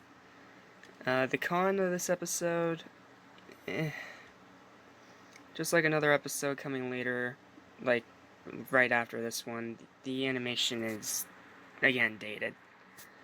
But, like I said, it's just marginally dated. It's not as bad as other episodes from this season. So, yeah, overall, this is still a really good episode, very memorable, and incredibly good. And I could have done with the whole "you're fired" kind of thing to it. That season I would later steal as a plot, which is dumb. But anyway, enough of my rambling. Final verdict, 7 out of 10. Very good episode. And with all that said, let's move on to Sleep. Sleepy Time is a great episode. This is another top 5 entry. Spoiler alert. And the big pro of this episode, in my opinion, is Mr. Krabs' dream. It's that perfect amount of parody and originality, as well as funny and kind of dramatic.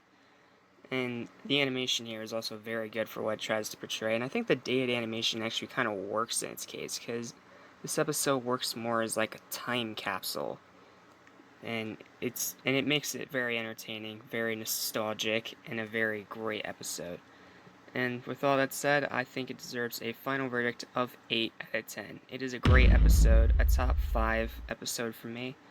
And with all that said, Christy's going to tell you all about the final episode, which is Animation Station, your number 1 stop destination. So, as you all may already know, this month is SpongeBob month. and we only have one more week left. One more week and 3 days left to finish reviewing season 1 of Spongebob. And today I am going to be reviewing Suds, one of my favorite episodes. This is one of my favorite episodes because of this scene where they go to the doctor. So in the episode Suds, SpongeBob gets sick because it's hilarious actually, how he gets sick. He gets up in the middle of the night to make a peanut butter and jellyfish jelly sandwich instead of peanut butter and jelly. It's really funny. So he gets up in the middle of the night to make him a late night snack, and then as soon as he takes a bite, he, bam, falls asleep, and he leaves the refrigerator door open and ends up freezing his house, and he ends up catching a cold. But it's not a cold. For a sponge, he gets the suds. And every time he sneezes, these pink bubbles come out of him. And just like, when you soap up a sponge and squeeze it, soap suds come out. It's that kind of concept. So Patrick comes to his house and tries to help him. And then finally, Sandy convinces him to go to the doctor. And at first, he's kind of scared, but then he, gets cured. And then, this part's really funny. When the big hand takes Patrick back to the treatment. Oh, yes, Dr. Patrick, we got a special treatment for you. And that part, the ending is just really funny to that episode. So, my final verdict is an 8 out of 10. Now, Jack, being the critical person that he is, gave it a 7.5 out of 10. Why he did, I don't know. You're going to have to see his, or get his opinion. I want to ask him why he decided to score that episode a 7.5. But anyway, that's all I have to say. So I'm going to close out. This is Animation Station closing out, and I'll catch you on the flip. Once again, 4 episodes, very close. But this is the final ranking. 4th place is Karate Choppers. 3rd place is Suds. 2nd place is SB129. And 1st place is Sleepy Time. That's all I have to say. Thank you all for watching this review. Another big thank you to my girlfriend Christy for helping me out. And until next time, my friends, Animation Station is your one-stop destination. Have a great day, and until next time.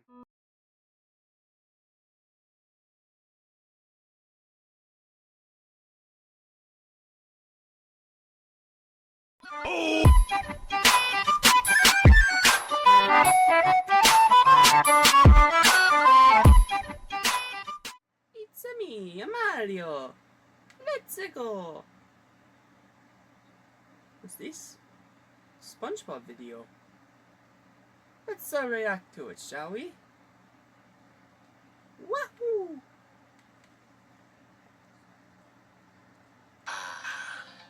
Let's check my schedule. Go to work, go to work, go to work, go to work, go to work, go to work, go to work, go to work, go to work, go to work, go to work. Annoy Squidward.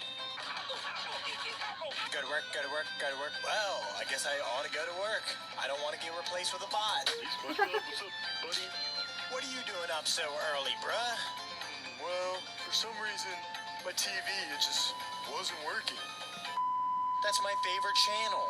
It's the secret channel. Honestly, bruh, I gotta go to work. Nah, just take the day off. Don't become a slave. Didn't you try this before? I'm not getting fired. Mr. Krabs already said he'd replace me with the microwave if I'm late one more day. You know what? Have fun. Well, this is boy. Like, very, very boy. I think I'm gonna go find Luigi. I'm out.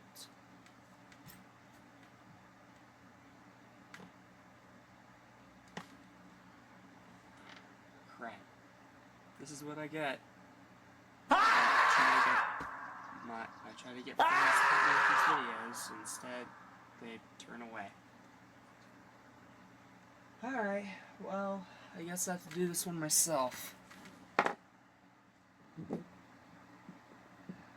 So be it. You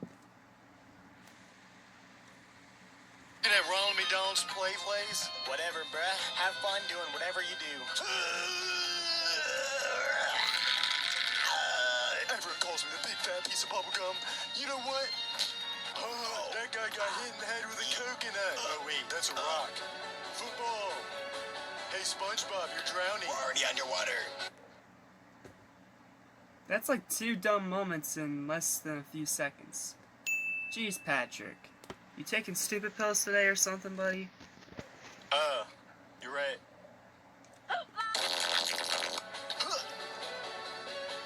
Take this. Later. Where's SpongeBob? He's never this late. Of course he chooses the day that the health inspector's visiting. What? The health inspector is coming today? The health inspector is probably on his way right now. Okay. Well, what are we going to do? It's too late. There's nothing we can do. We can only hope that SpongeBob gets here first. He's here. SquarePants? The tie. SpongeBob's here. These pants are super tight. Oh, I mean, sup, guys? Squidward, you're looking thin. Thinner than usual. Patrick, what are you... SpongeBob, you're looking plumb today. Krabs, are you blind?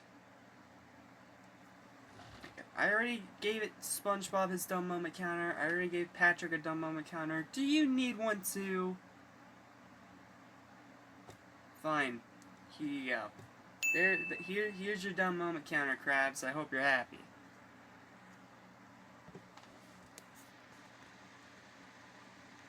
Oh, I'm so glad you made it, though. Yeah, it's a rare hair disorder.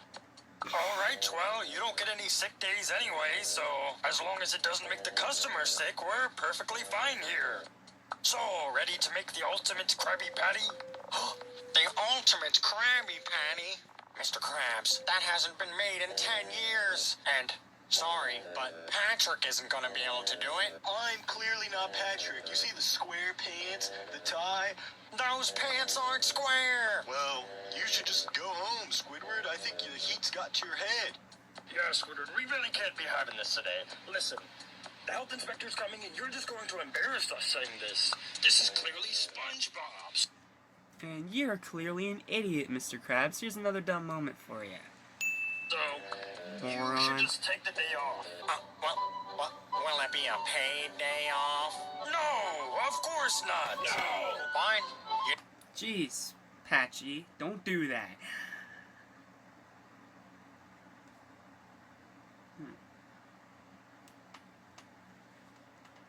I want to help.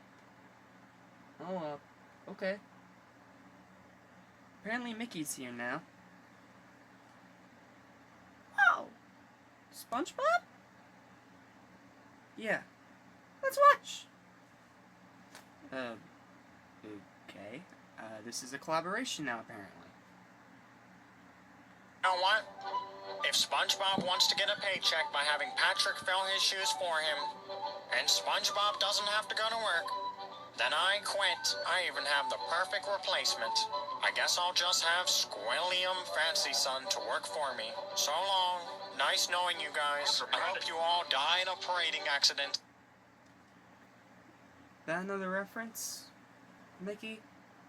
I think so. That's a Bad Geeks episode reference, right? Yeah, I'm pretty sure. Cool. Keep watching. Okay. It's time to stop messing around. The health inspector could be here any minute.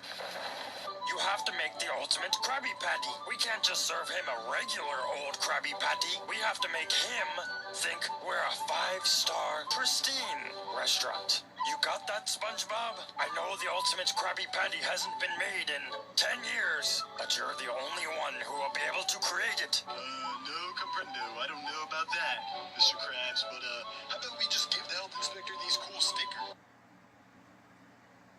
Patrick, quit slacking off! Does he always do this? Yeah, he's the lazy character of the group. Okay, weird. Alright, let's continue. Wait, one more thing we gotta do before then. There we go. Another dumb Patrick moment. Since we haven't had enough of those in this video. I swear we're gonna have 20 by the end of this video, aren't we? Look at these. Water would be nice. You got a Squidward, bring you around town. Here, Mr. Krabs, I got one for you. See? It's your house. Because, you know, you live in an anchor. No. We can't do that. I wanted the treasure chest sticker. No, I want the treasure chest.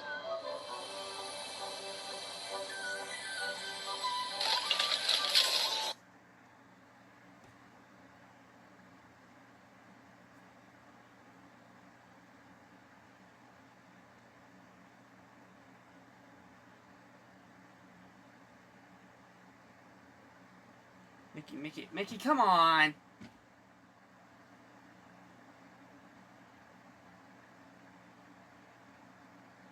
Oh well. Alone again.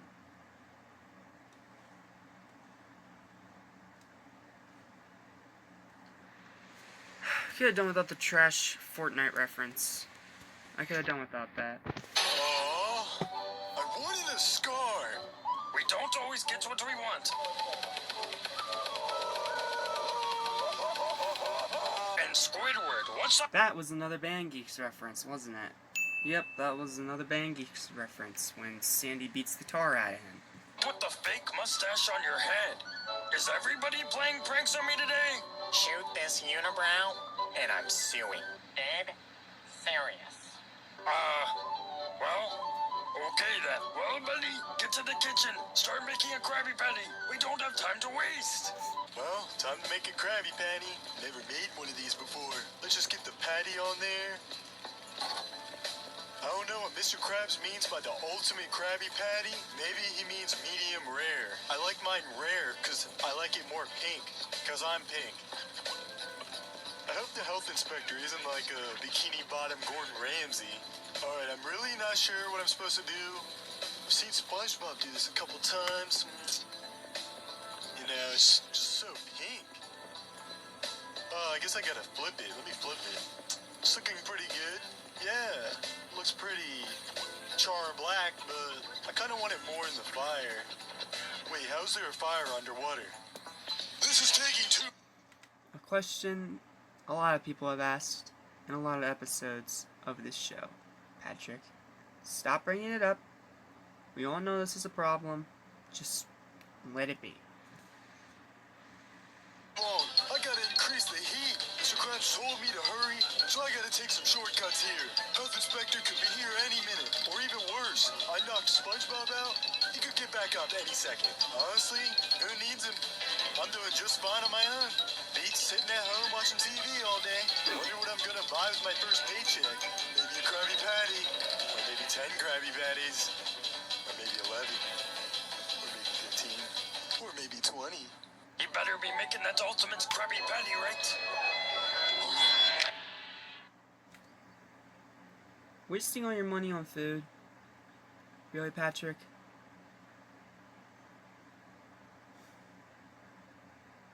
You know what? Here is 5 more dumb moments for you. Good grief. Stop being such an idiot. Hey, guys. The health inspector's here. No wonder Squidward left. He couldn't handle the stress. He's probably at home right now having a panic attack.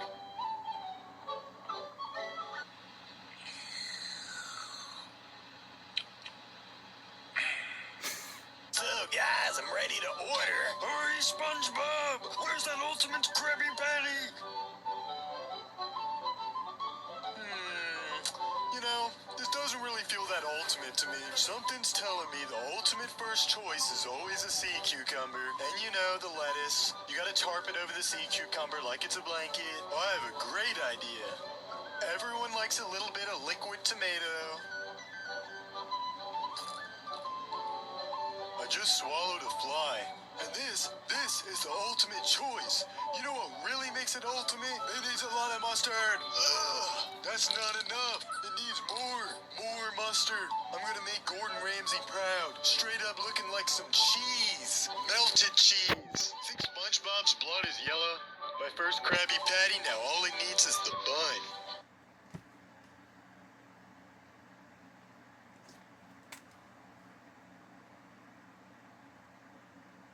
Why are you so dumb, Patrick? Why are you so dumb? Here's another 5 for you. Hope you're happy.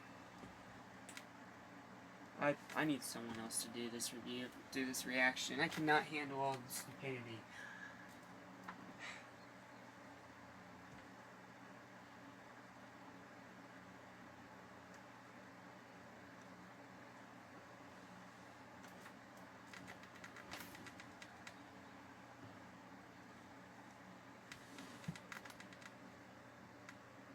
Hi everyone, I'm Snowflake, and I'm going to be taking over the review from here, so yeah, hit that button and we can continue.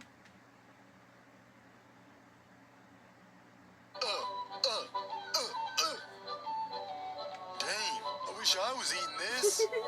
This is straight up the ultimate Krabby Patty. Dog, is my food gonna be done anytime soon? Where's that patty? Order up, Mr. Krabs. It's all done. Ew, Finally, that's it's done. I can give it to the health inspector now. Yeah, I'm sure he'll love it.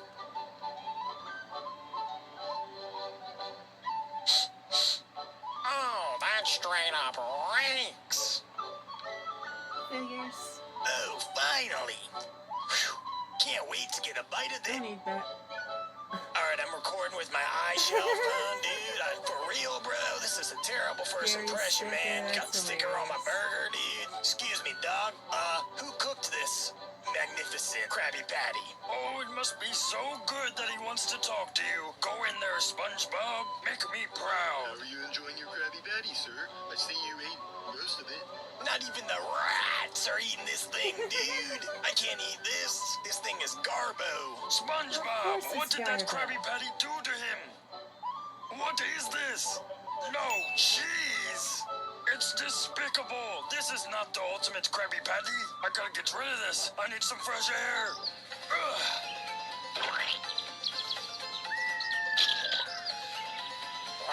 You know, I'll just be taking this for research purposes. Ugh. Come on, data sample. Get in the bag. Get in the bag, you little data sample. Ah, yes. You threw it out for a reason, Plankton? Here's a stupid moment counter for you. Hope you're happy. There's another one for you. I swear, everyone's gonna have a dumb moment counter by the end of this video. This is ridiculous. But funny. It's very funny. Who knew getting the secret formula would be this easy? Oh, I can't wait. It's not the I gotta do some analysis ASAP to get that secret formula. Okay, Karen, get me that secret formula. Scummy, grubby, putty. That's not Karen! That is not Karen, you imposter! That's... That can't be right. SpongeBob wouldn't make a Krabby Patty so Are you kidding me? You made it out of pig? so nasty, so disgusting, so evil. Are you kidding me? That's nasty. That's disgusting. Why would you make a burger out of poop? That is nasty. And It's not... And SpongeBob would never make a patty like that. It was obviously Patrick. Plankton should know. Just for that, Plankton, 5 more stupid moment counters for you. I swear, is this going to be a running gag throughout this, isn't it? Good grief. Well, it just shows that you can never take these videos seriously, because it never, ever works.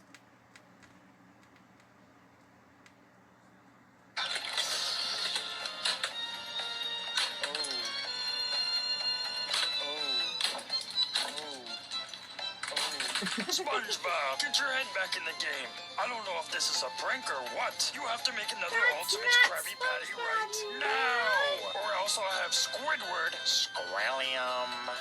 Yes, make it instead. Yes, I'm so that's sorry that good. happened to you, sir. It was a rare malfunction. Don't let it happen again. You think you know a guy. Then he beats you up and jacks your clothes. Dang. Man. And leaves you right next to the snakes, too. What are you trying to eat me, bruh? What you doing here? Hey, guys. This is awkward. Who could that be? Hey, it's Patrick. Alright, Patrick, why'd you jack my stuff? I'm gonna need my clothes back right now, cause, I don't want anyone to see my ninja underwear, okay? I'm back. How would you feel if I started being you for a day? You should do it. Then I can be you again. I was gonna give you this sticker, SpongeBob Nudie Pants. Since you were in your underwear. SpongeBob, you're not SpongeBob. He's SpongeBob. Wow, that explains a lot. Alright, time to make the ultimate Krabby Patty. Don't worry, I already made it. Thank me later. It's a cake! Dang, it's like a house. Let's just hope they didn't slather this one in mustard like the last one. You know it's the ultimate Krabby Patty. It looks so good, it looks like a cake. It's a little melted, but that's okay, because it's the ultimate Krabby Patty. Dang!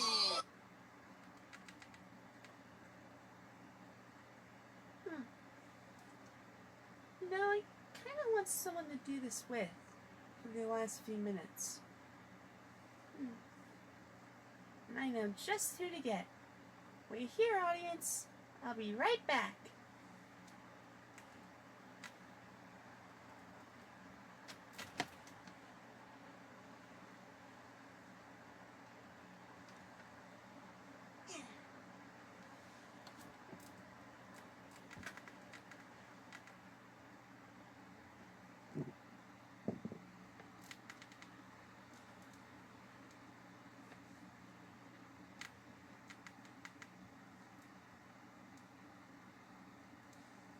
Come on, Iron Bear.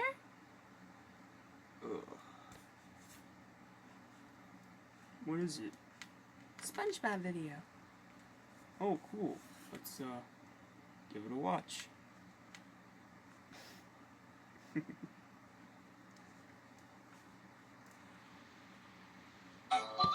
thing looks good, man. Hey, everybody, look. I really am SpongeBob. I made the ultimate Krabby Patty. Then who is that other imposter? What's up, guys? I'm Patrick. See, I'm pink. That's all I got going for me. And I'm an idiot.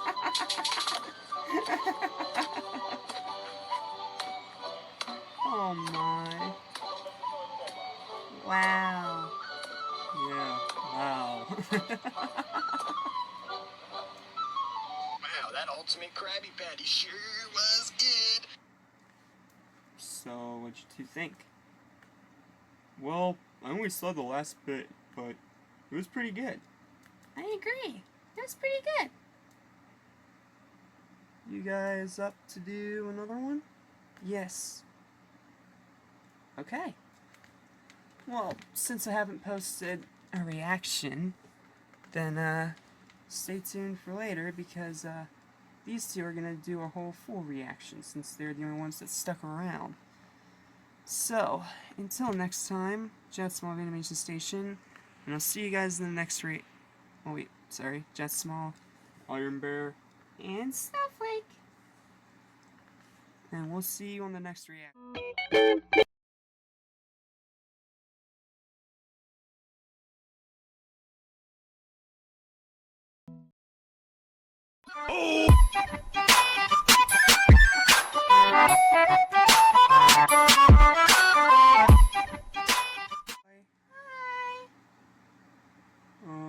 We're here to do another reaction because Jack asked us to do another one, and I just wanted some more time to spend with this one. You're too kind. Anyway, SpongeBob, McDonald's Happy Meal. That's right, we have another one. So 3, 2, 1, go. A SpongeBob Happy Meal. What I get? I got the munchies, bro. I think I'll just get a Big Mac. What? What the heck? Seriously? I'll just get a Happy Meal. That's a small Mac. Thanks, Michelle Obama. Then get yourself a Happy Meal. Look what I got. It's got the Five Nights at Freddy's characters on there. This isn't game theory, SpongeBob.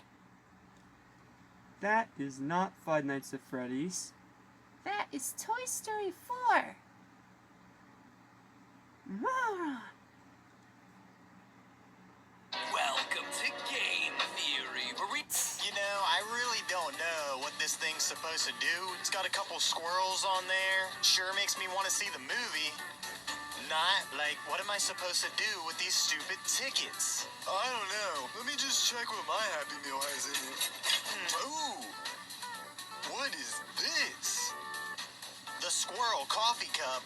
Sandy approved. Fill this tiny mug with coffee and set it on your back porch so that your squirrel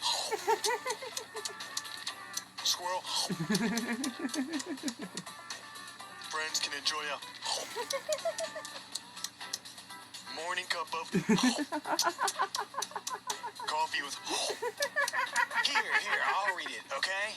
Fill this tiny mug with coffee and set it on your back porch so that your squirrel... I'm just gonna open it. Wow, now that's a tiny coffee cup. Guess we leave it out for the squirrels. You think Sandy wants some? Just gotta get some coffee for the squirrels. I already see one right now. Alright, might want to scooch on over. I got this. That's not coffee, Patrick. Stupid moment for using soda. Come on, be better. Might want to drink a little bit first. Okay, that was kind of good. Here's your Mickey D's coffee. I think that's soda. What's that, SpongeBob? You want some? Gotta make sure we get every last drop.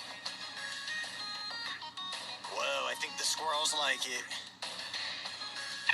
Nope, runs away like every customer you've ever had, SpongeBob.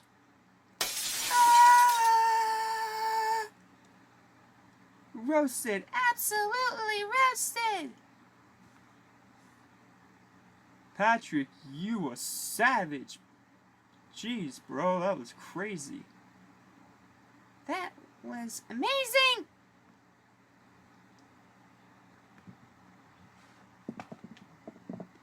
Want it just in the camera. Alright. Let's continue. Is that who I think it is? Sandy! Sandy! Oh, got you now, Sandy. You didn't think you could be fooled by a squirrel coffee cup? That's why they call me the Starfish Bucks. It's like Starbucks. Don't worry, SpongeBob. I got Sandy right here. That's a wild squirrel. How many times do I have to tell you, SpongeBob? No karate. No karate. This burger is bigger than a Big Mac. No, that's just sad. Ah, the crab crusty. Ooh. Why is this living room Is that McDonald's? What does No, it it look can't like? be. Let me Burger check for the secret formula. Maybe it's just a Oh, Krabby good Patty. job. Oh, no! Disgusting. The Krusty Krab is rivals with the Chum Bucket and McDonald's for years. Who disgraced the Krusty Krab by bringing in McDonald's? I can't even fathom Patrick? it. They have the fish fillet on the menu. That's cannibalism. SpongeBob. Patrick. Sandy. That is not Sandy, What moron. in Neptune's name is this? What's the meaning of this? Why would you bring this burger into this establishment? I mean, look at it. Oh, that's appetizing? No pickles. Come on, the Krabby Patty is much better. No pickles. Another reference.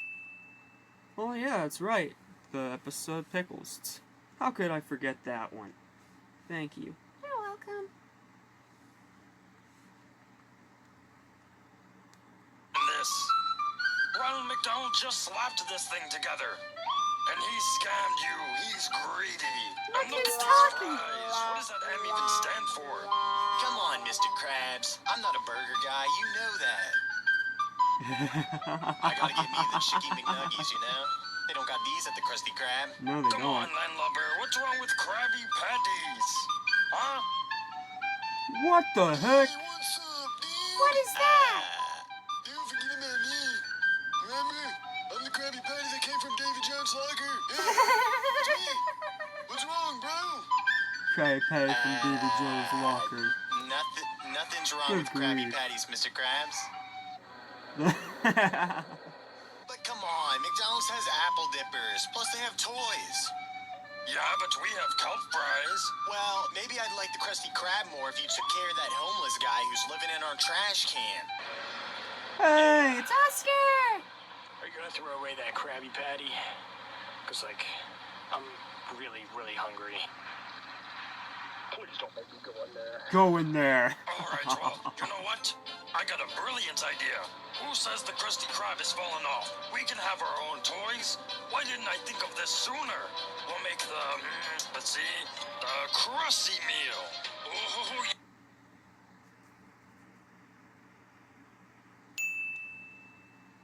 That is copyright infringement. And stealing. So yeah, in other words, Pretty basic, Mr. Krabs. why are you so good at finishing my sentences? Because I know everything you're going to say.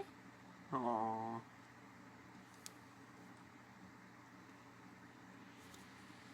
yeah, that's... You wanna go to a movie later? Sure. I got time. Just let me bring Catherine. Of course. Oh, Catherine. Why, Catherine? Looks scrumptious. It's easy to make, and it only costs $20. The Krusty Krab is back on the map. Do you think this is funny? It's Thanos. In a cosmic sort of way, yes. Well, okay, Mr. Funny Pants. I ordered your Krusty combo. And this was the toy. It's a mini Is this him. how you get your sick kicks? What? It's just a mini. Oh my goodness, that toy is a mini you. This still funny too? Don't look at me. That was Squidward's idea. Yeah, here, as compensation, I'll give you a free burger. Alright, in the face. Hey, don't try to pull me into this. Uh-oh. Squidward. Wow.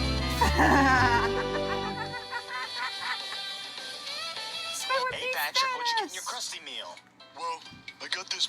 Well, that means Iron Man didn't have to sacrifice himself. They could have just summoned Squidward. Yeah, they could have. Barnacle Boy action figure. Oh, I got this Mermaid Man action figure. What else did you get? Yes. Oh, I got these goldfish right here. Cannibal. What about you? I don't know, but I got these Swedish Not as fish. much of a What's cannibal. wrong with you? You eat other fish now? SpongeBob, you're a cannibal. But you have goldfish. Patrick, you are also a cannibal because you are also eating fish. Moron.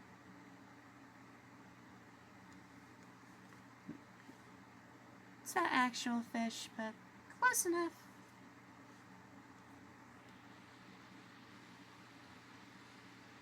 Nope.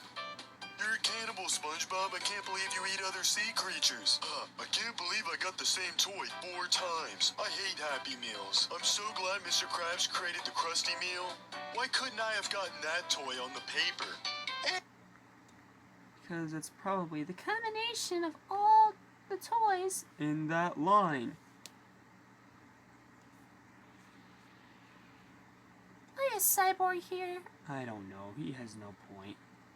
I just hope he's at least funnier than he is in Go. Because Go...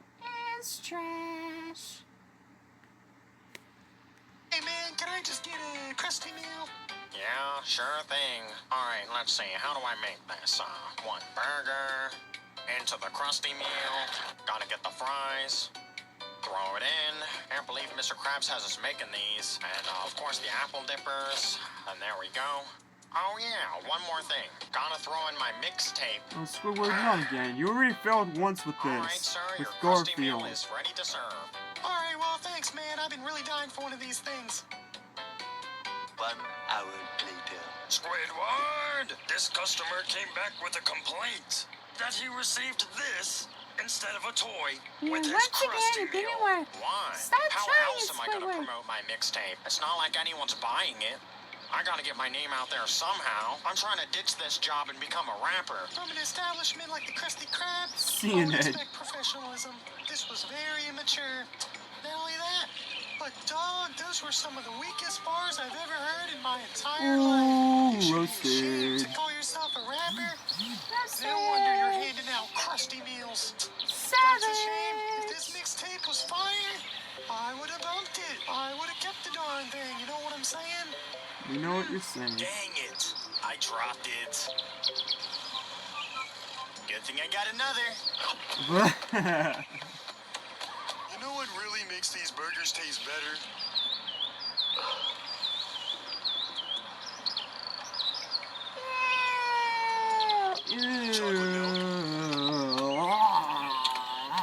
And thus, the Ronald McDonald Corporation sued the Krusty Krab for a total of $1 billion after the creation of the Krusty Meal. Serves you right. Serves you right, you cheapskate. That's what you... That... That's what you get for copyright infringement. Well, what'd you think? I liked it. Want to go see that movie now? Yeah.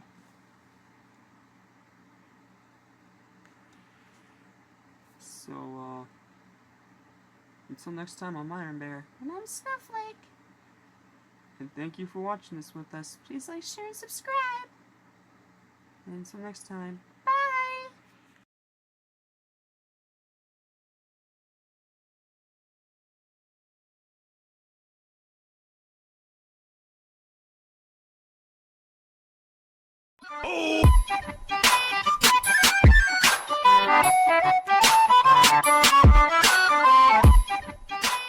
What's going on, everybody? Jack Small of Animation Station back into you again with another video. And today we have yet another 4 reviews of SpongeBob episodes. We have Valentine's Day, The Paper, Arg, Rock Bomb. You know how this works. Let's jump right into Valentine's Day. 3, 2, 1. Valentine's Day. I know a lot of people like this episode, and I like it. It's not horrible. It's not bad by any means, but I can't really call it good either. The middle drags, and Patrick acts almost as bad as he does in the modern seasons. Like, I'm not kidding. It's pretty bad. And, yes, while I'm with Stupid is the better example of presumably Patrick acting like a jerk, this isn't another one of those examples, because he doesn't know the lesson that the thought counts in the end. Like, it's weird. But yes, we do get that hilarious grumpy face that they ended up using as one of his pawns for a SpongeBob Sorry board game. So that's a plus. The ending and the beginning are both pretty... I can't believe I'm going to say this, but they're pretty cute, in a way. Like, it's cute, and it makes you smile, and I don't know what else to put it. It's cute. And the highlight of the episode is Mount Climb Up and Fall Off. Just... that part's hilarious. Final verdict for me, though. This episode's still okay. It's a passable little holiday episode. I think it deserves a final verdict of 5 out of 10. It's not good, but it's not bad either, so it falls right into, okay, right into mediocrity. So with all that said, let's move on to... Here we go, a good episode. The Paper is an episode that for some reason Osman Keyblade absolutely hates, and I cannot see why.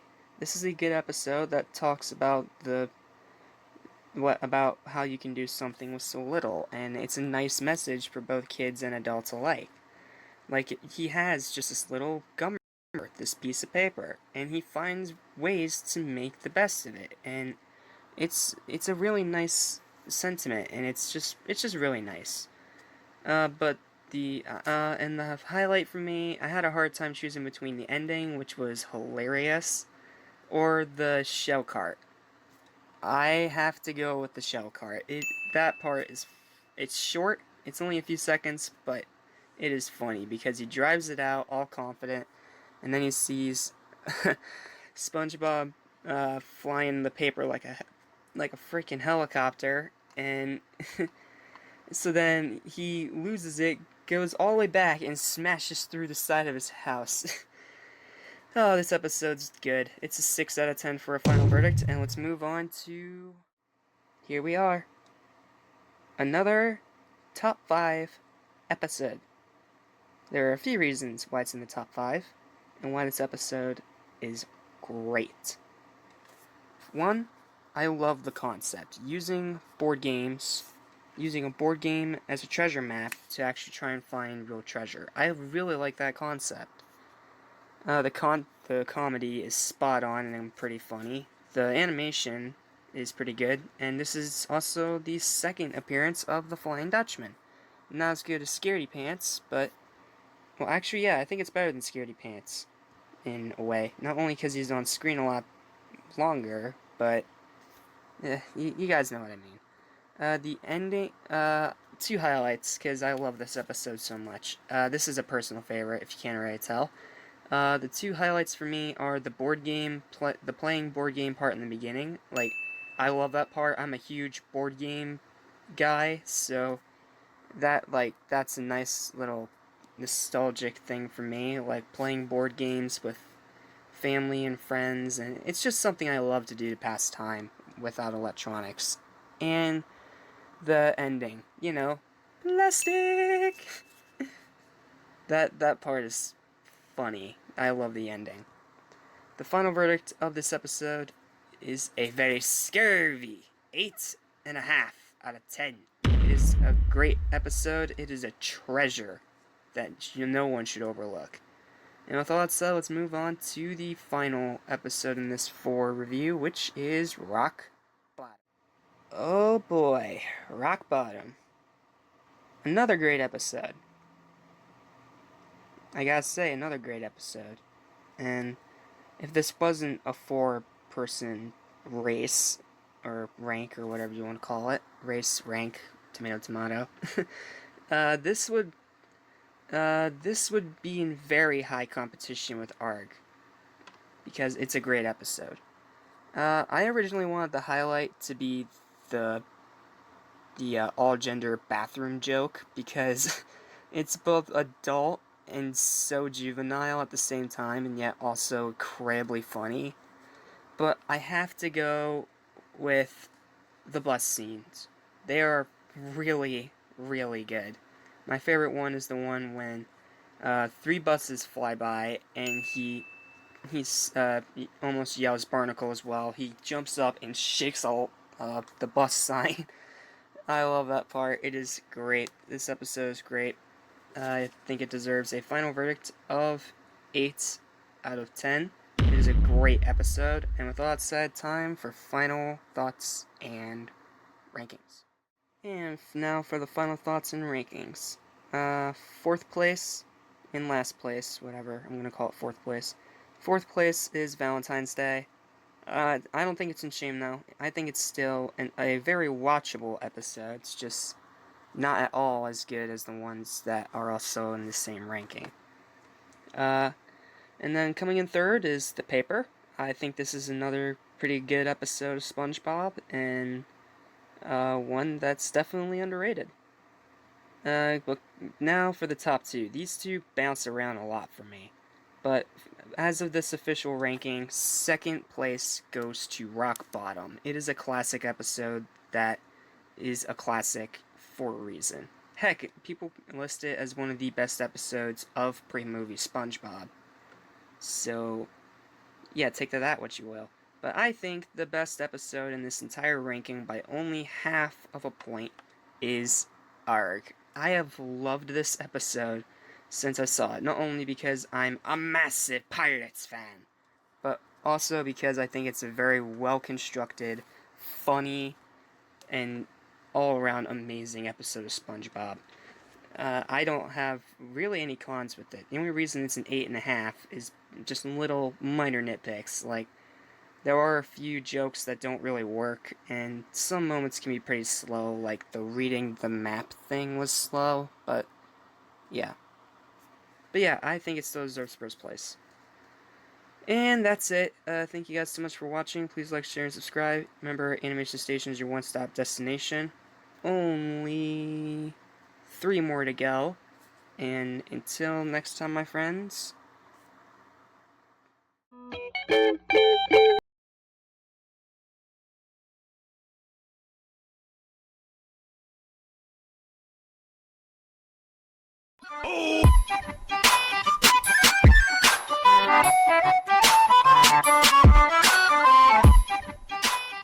What's going on, everyone? Jack Small of Animation Station back into you all again with another video, and today we have 2 more episodes of SpongeBob to review for SpongeBob Month, Texas, and Walking Small. You guys know how it works, so let's just get right into Texas. 3, 2, 1, go.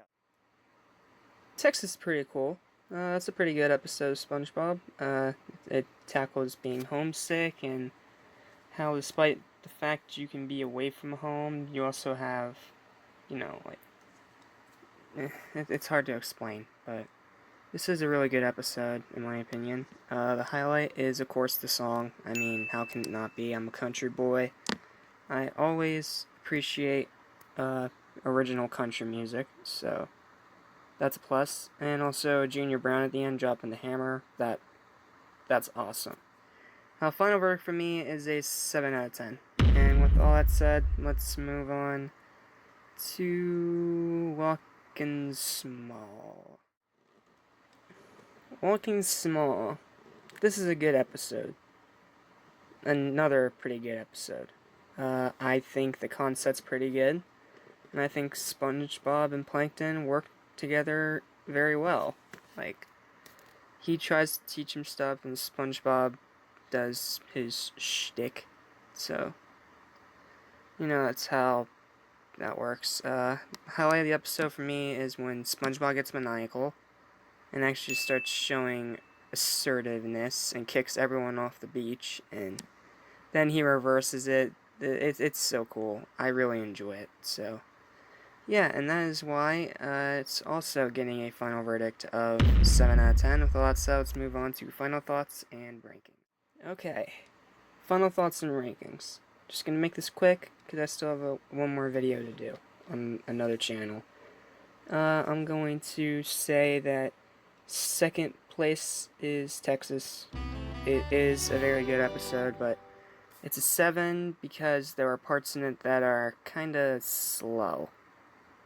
And it's the same reason why Walking Small is a 7, but the reason why I'm giving Walking Small a slight edge is because we see SpongeBob get maniacal, and it's very interesting to see him be evil for once, and it works pretty well. So, yep, that's all I have to say.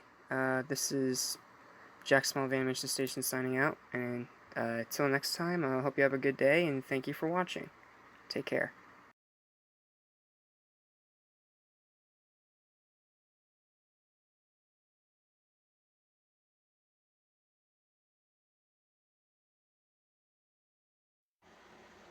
What's going on, everyone? Jack Small of Animation Station here, and before today's SpongeBob episodes begins, I want to not only address the 29th birthday of our beloved Sonic the Hedgehog with this awesome art by Giant Franco Art06. Go follow him on Instagram. His art is fantastic. Go follow him. He's a cool guy. But I also wanted to let you guys know that I am working on a big anniversary special for Sonic's birthday. Unfortunately, it's not going to be able to come out till next week, but it should be up by July 5th or July 6th. I'm still trying to get a story together. I'm going to try doing it by a script this time through, so yeah, I just wanted to give you guys that heads up. I'm excited. It's going to be the first video of the channel of using the plushies, and I thought, why no better way to do it than with Sonic the Hedgehog. And since SpongeBob month is coming to an end tomorrow, I thought it'd be a perfect time to do that. So, yeah, like I said, go follow Giant Franco Art06 on Instagram. He is an awesome dude. And just look forward to the Sonic the Hedgehog 29th anniversary plush special on Animation Station. It will be out June 6th at approximately, I'm going to say, about 10:30 p.m. So, yep, just wanted to give you guys a heads up. And again, happy birthday to Sonic. He is an awesome guy. And that's all I wanted to say. So just enjoy the video.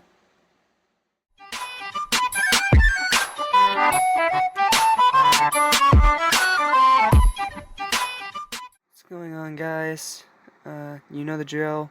Fools in April, Neptune Spatula. We're almost done, so let's just get right into it. 3, 2, 1, go. Alright. Here we go. Fools in April. An okay episode. All the jokes are funny, and I do like the message of saying sorry when you do something wrong, and the ending is good. But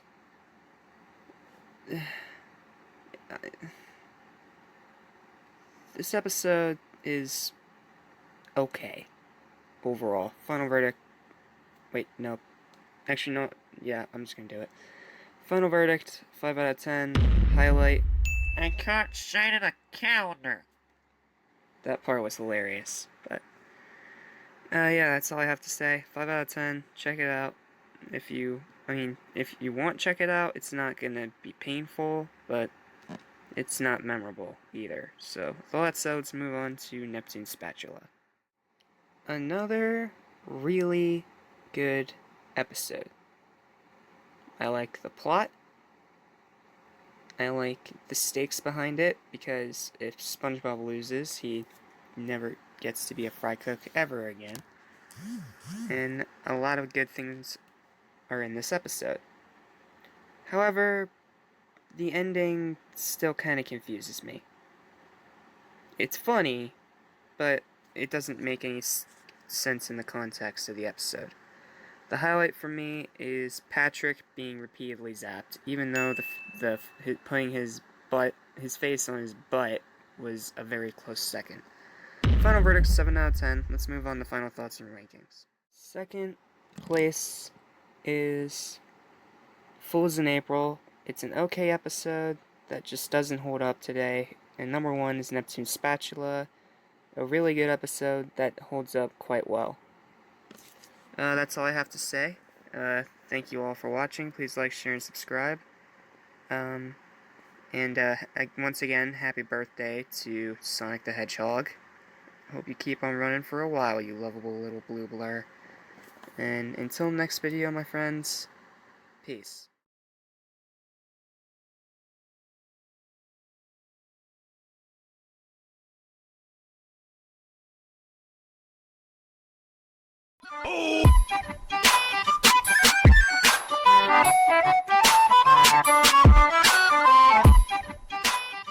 What's going on, everyone? Jack Small of Animation Station back into you again with another video. Sorry this one's late, like incredibly late. I said I was gonna do it last week before I went on my trip, but turned out to do the opposite. So we're doing it now. If you're wondering why there hasn't been much content on the channel lately, it's because I have been hard at work on the production of the birthday special, and this is the announcement that it's going to be a 9-part special. I'm gonna try and post a part every Friday. So, yep, that's how it's gonna be. I know this makes it long and drawn out, but trust me, it'll be worth it. Anyway, here we are, the final episode review of SpongeBob month of 2020. We have Hooky versus Mermaid Man and Barnacle Boy 2. You guys know how this works?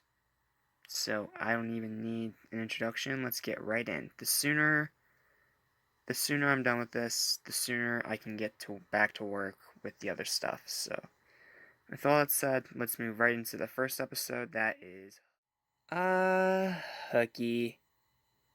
A really good episode. I don't really think it deserves to be called a classic episode, but it's still really good. So good, in fact, that even though I can't quite call it great, I am. Whoops. Hold on a second, technical difficulties. I am, however, going to give it 2 highlights. The first highlight in Squidward's wastebasket. Wastebasket inspection. That part is just funny to me. When he's like, oh yeah, that one. That one is hilarious. And then the second one is part that I referenced back in one of my reaction videos. Does somebody have a can opener? The ending with Patrick. This episode is really good. Final verdict is 7 out of 10. Let's move on to Mermaid Man and Barnacle Boy 2. Wow. I mean, wow. Out of all the really good episodes in this very first pilot season of the show, it has to end on the second worst episode of the entire first season. Mermaid Man and Barnacle Boy 2, compared to the first Mermaid Man and Barnacle Boy, is a massive disappointment. This episode is lame. That's what it is. It is freaking lame. This episode has no plot. It is bland and it is boring. It is tedious, and the only good thing about it is the running gag where Barnacle Boy gets repeatedly vaporized by the invisible boatmobile. That part, I will admit, is hilarious, and they do it a few times in the episode. But everything else about this episode just sucks. Yes, it has the pre-movie season charm. I will give it that. But that's it. The characters don't do much of anything, and it's just a pointless episode. And this is going to tick off a lot of people, I know, but I hate the animation in this episode. It is so choppy and lazy, and considering the fact where this followed after Culture Shock and all those other good episodes, even following Hooky and Neptune's Spatula, this has no excuse to be this badly animated. Like, it is almost Help Wanted and Pizza Delivery bad. Now, this episode isn't nearly as bad as Pizza Delivery, but that doesn't mean it's at all good, or even okay.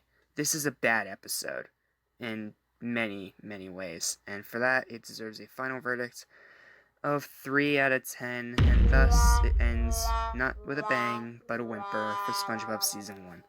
Now let's get on to final thoughts and rankings and my top 15 best episodes of the season. This is going to surprise absolutely no one, or at least I hope it won't. Second place, unfortunately, in shame, because it is the final episode of this first season, and a really bad finale to this first season, if you ask me. Mermaid Man and Barnacle Boy 2. It has so many problems, it has so many flaws, and it's just an unenjoyable, unentertaining, flat-out bad episode. And there's a reason no one talks about it, because it is forgettable garbage. That means our final number 1 spot is going to be taken by Hooky. And it more than deserves it, not only for the 2 highlights I mentioned, but because it had decent animation, it had a very fun plot, and it and it taught a pretty good lesson. So, yep, that's all I have to say. And now for my top 15 best of the season. No graphics, I'm just gonna list them off, and I'll get your feedback in the comments, more than likely.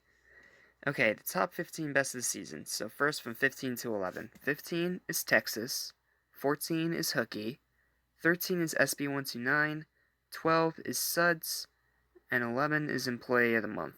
Now for the official top 10 itself. Number 10 is Jellyfishing. Number 9 is Rock Bottom. Number 8 is Fun. Number 7 is Culture Shock. Number 6 is Scaredy Pants. Number 5 is Arg.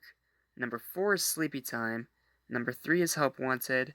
Number 2 is Plankton.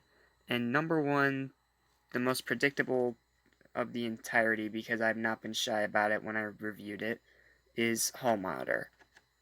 That is, like I said, not only the best episode of this season, but it is also one of the best episodes of SpongeBob. It deserves a lot more love than it gets. And that's all I have to say.